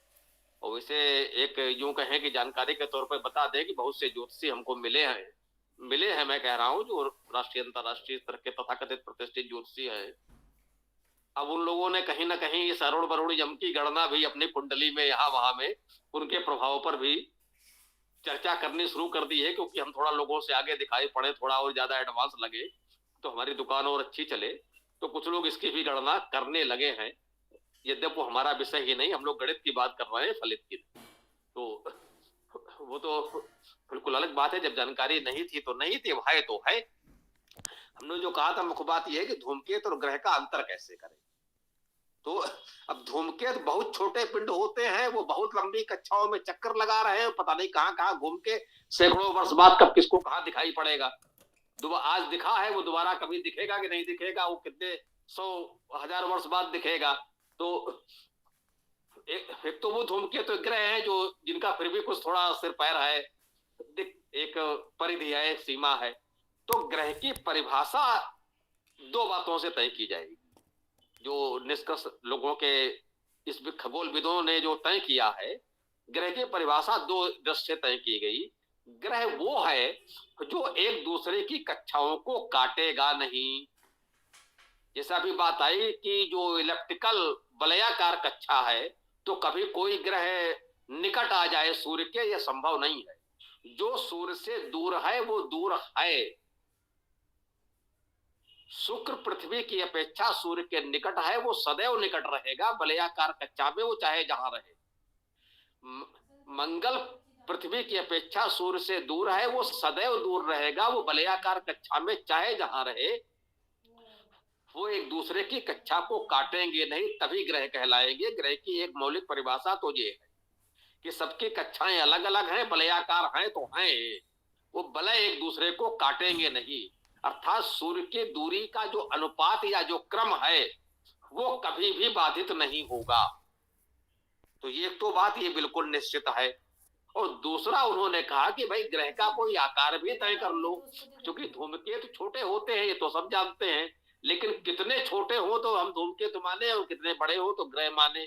तो उसकी परिभाषा ये तय की गई कि जो आकाशीय पिंड सूर्य की परिक्रमा करता है और उसका आकार भार इतना हो कि वह अपने चक्र पर घूमता हुआ गोल आकार ग्रहण कर ले। यदि बहुत छोटा है ये धूमकेतु बाद वो गोलाकार नहीं होते, वो तो किसी भी आकार के हो सकते हैं, जैसे पृथ्वी पर पत्थर पड़े वो किसी एक पत्थर के आकार के कुछ भी हो सकते हैं। लेकिन एक विशेष आकार होता है कि यदि उतना वो भार आकार का है और वो चक्रण कर रहा है, परिक्रमण कर रहा है, तो उस भार के कारण, गुरुत्वाकर्षण के कारण उसमें गुरुत्वाकर्षण उत्पन्न हो जाएगा और उस गुरुत्वाकर्षण के कारण उसका आकार लगभग गोलाकार हो जाएगा। तो उसका आकार लगभग गोलाकार हो जाए तब उसे ग्रह माना जाए। यदि वो गोलाकार नहीं ले पा रहा है, उसका भार आकार इतना छोटा है कि वो गोलाकार नहीं बना पा रहा है, तो उसे ग्रह न माना जाए। दो लक्षण तय किए गए, एक तो वो किसी ग्रह की कक्षा को काटे नहीं और दूसरा उसका आकार गोल हो। तो इस परिभाषा के तहत एक आध कोई बाहर कर दिया गया है कि उसका भार इतना नहीं था कि वो गोलाकार ले सके, किसी की कक्षा को काट तो नहीं रहा है कोई, इसीलिए उनको पहले ग्रह में माना गया था। संभवतः उसका आकार भार छोटा होने के कारण किसी एक को बाहर किया गया है, किसको किया गया है ये मुझे ध्यान नहीं है, वो अपना आप लोग जानते होंगे, बताएंगे। बोल बेटा पुलकित, बोलो। जी गुरुजी, जो आप बता रहे हैं काट नहीं सकते, तो इसी को पात बोलते हैं। जहां पर है ना दो कक्षाएं, मतलब दो ग्रहों की कक्षाएं आपस में काटती हैं, जैसे संपात होता है, तो जब काटती हैं उसको ही पात बोलते हैं। तो पृथ्वी पर भी 2 बार ऐसा होता है, जो क्रांतिवत है सूर्य का, पृथ्वी की कक्षा उसको 2 बार काटती है, वहां पे दोनों का मिलन होता है। तो हो सकता है पृथ्वी को इसीलिए ही ग्रह नहीं माना जाता हो। आपकी परिभाषा दोनों आपके मानक इसके अनुसार गोल तो है, लेकिन काटती है पृथ्वी।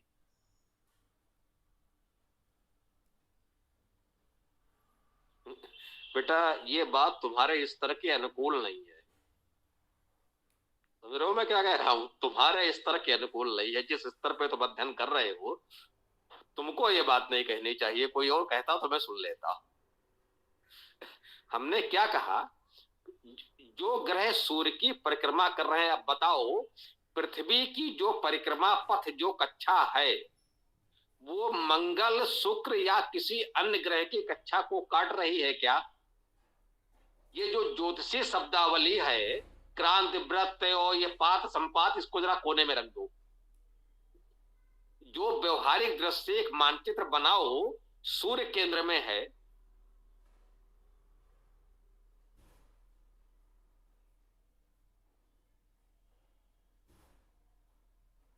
गुरु, शनि, इस क्रम से ये सारे ग्रह कर रहे हैं। क्या इनमें से कोई भी ग्रह किसी दूसरे ग्रह के परिक्रमा पथ को काट रहा है? क्या पृथ्वी किसी अन्य ग्रह के परिक्रमा पथ को काट रही है? नहीं, ऐसा नहीं है। पृथ्वी का परिक्रमा पथ बिल्कुल अलग है। ऐसा नहीं हो सकता है कि कभी पृथ्वी शुक्र की अपेक्षा सूर्य के निकट चली जाए या मंगल की अपेक्षा सूर्य के दूर चली जाए, ये संभव नहीं है। इस पर जरा विचार करके बताना। जी गुरु जी, ये बात बिल्कुल ठीक है। वो मैं ठीक से सुन नहीं पाया, आपकी बात समझ नहीं पाया। जी गुरु जी, ये बात बिल्कुल ठीक है कि पृथ्वी सिर्फ सूर्य की ही काटती है और किसी अन्य ग्रह की नहीं काट सकती। बिल्कुल ठीक बात। यहाँ पर थोड़ा सा सुधार की जरूरत है पुलकित जी। कोई किसी भी ग्रह की कक्षा को नहीं काट रहा, जो स्वामी जी ने स्पष्ट किया। दूसरी बात ये रही कि जब सूर्य, पृथ्वी और चंद्र की स्थितियां बनती हैं, उसी से हमारे सूर्य ग्रहण, चंद्र ग्रहण बनते हैं। ऐसा जो बार बार घटनाक्रम घटता है, जिसको हम लोग अक्सर सुनते रहते हैं। धन्यवाद।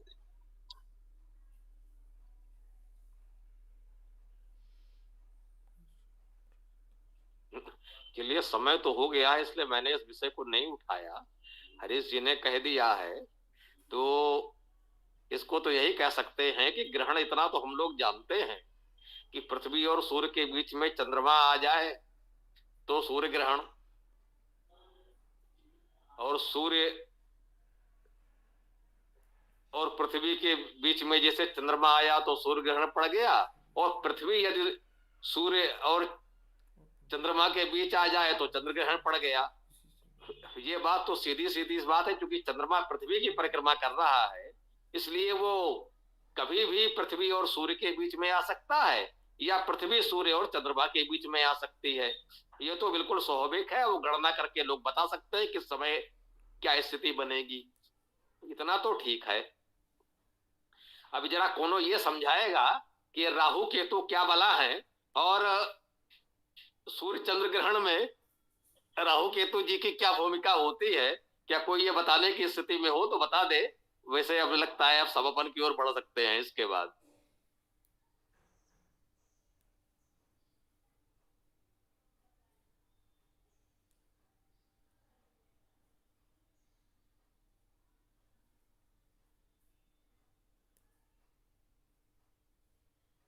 स्वामी जी पिछले अपनी कक्षा में आए थे आचार्य जी, जिनको भेजा गया था लोकेश जी के द्वारा, तो उन्होंने स्पष्ट कर दिया था ये दोनों छाया ग्रह हैं।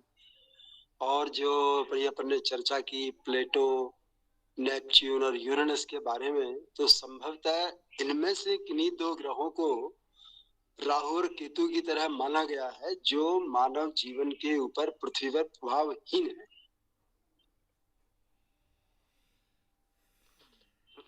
नहीं, ये भ्रम दूर कर लें। जो ये तीन नवीन ग्रह हैं, प्लूटो, नेपच्यून, यूरेनस, इनका राहु केतु से कोई लेना देना नहीं, क्योंकि राहु केतु को छाया ग्रह माना जाता है। उनका वास्तव में अस्तित्व नहीं है, ये सभी ज्योतिषी मानते हैं। कोनो ज्योतिर्विद ये नहीं बताएगा कि आकाश में है। ये काल्पनिक ग्रह है, छाया ग्रह है, ऐसा सब मानते हैं। इसलिए उनका इसे प्लेटो, नेपच्यून, यूरेनस से जोड़ने की आवश्यकता तो बिल्कुल भी नहीं है। दूसरा, उनका परिक्रमा पथ है जो अरुण वरुण, नेपच्यून, प्लूटो वगैरह से इधर ही है, वो बहुत दूर है, और राहु केतु बहुत निकट है उसकी तुलना में। तो वो छाया ग्रह है। इस विषय में यदि किसी को जानकारी होगी या कोई इस विषय का जुड़ेगा तो बताएगा, तब तक अटकल लगाने की आवश्यकता नहीं है। तो उसको वही कहते हैं कि पृथ्वी की छाया और चंद्रमा की छाया, कुछ उसी को शायद राहु केतु के रूप में गणना की जा रही है। ये सब मानते हैं कि ये केवल गणना के लिए है, काल्पनिक है, गणना की सुविधा के लिए इनकी कल्पना की गई है, वास्तव में इनका अस्तित्व नहीं है। ये राहु केतु को मानने वाले भी मानते हैं, तो उसमें कोई भ्रम नहीं है किसी को। तो देख लीजिए, कुछ और हो तो आगे बढ़े, या फिर अब समापन की ओर भी बढ़ सकते हैं। ओम।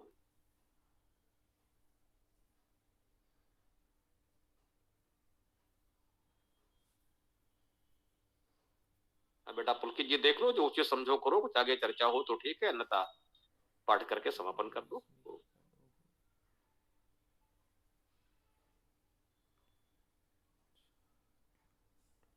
जी गुरुजी, समापन ही करते हैं अब कोई चर्चा का विषय भी नहीं रहा।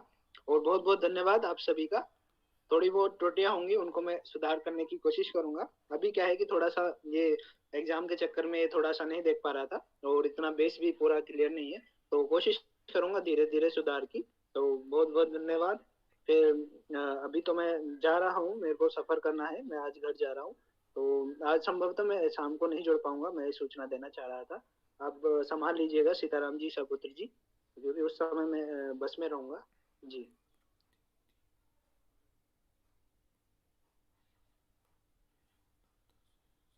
जी, तो समापन की ओर बढ़ते हैं, फिर वेदाष्टक का पाठ प्रारंभ करते हैं।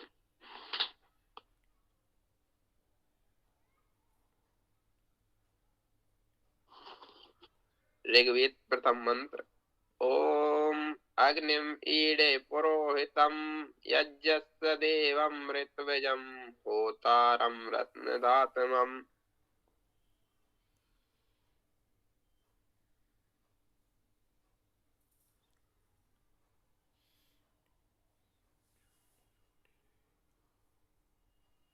ऋग्वेद अंतिम मंत्र। ओम समानी वा आकुति समानार्धियानि वा समानम अस्तु वो मनः यथा वह सुसह असति।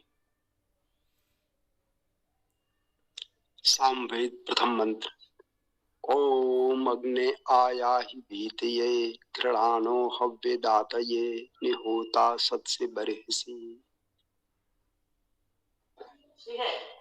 ओम सामवेद अंतिम मंत्र। ओम स्वस्ति न इंद्रो वृधस्रवः स्वस्ति न पूषा विश्ववेदा स्वस्ति नस्ताक्षो अरिष्टनेमि स्वस्ति नो बृहस्पतिर्दधातु।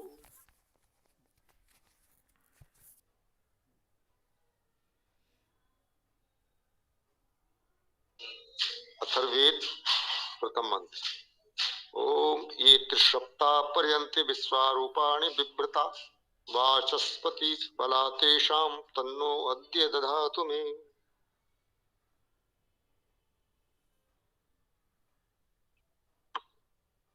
अथर्ववेद अंतिम मंत्र।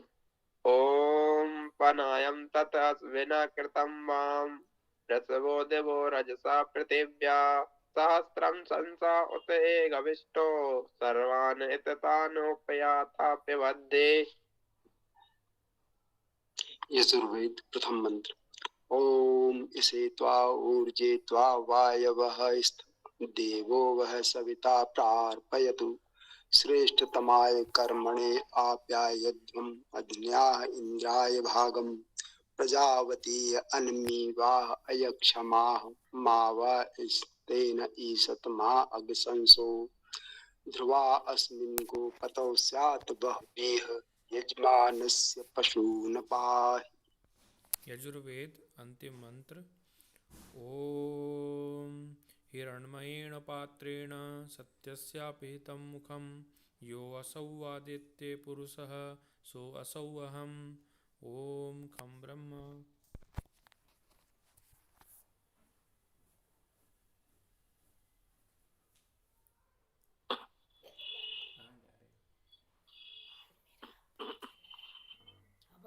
तो ठीक है, आज के इस सत्र का समापन करते हैं। सायंकालीन कक्षा में 7 बजे हम लोग पुनः मिलते हैं।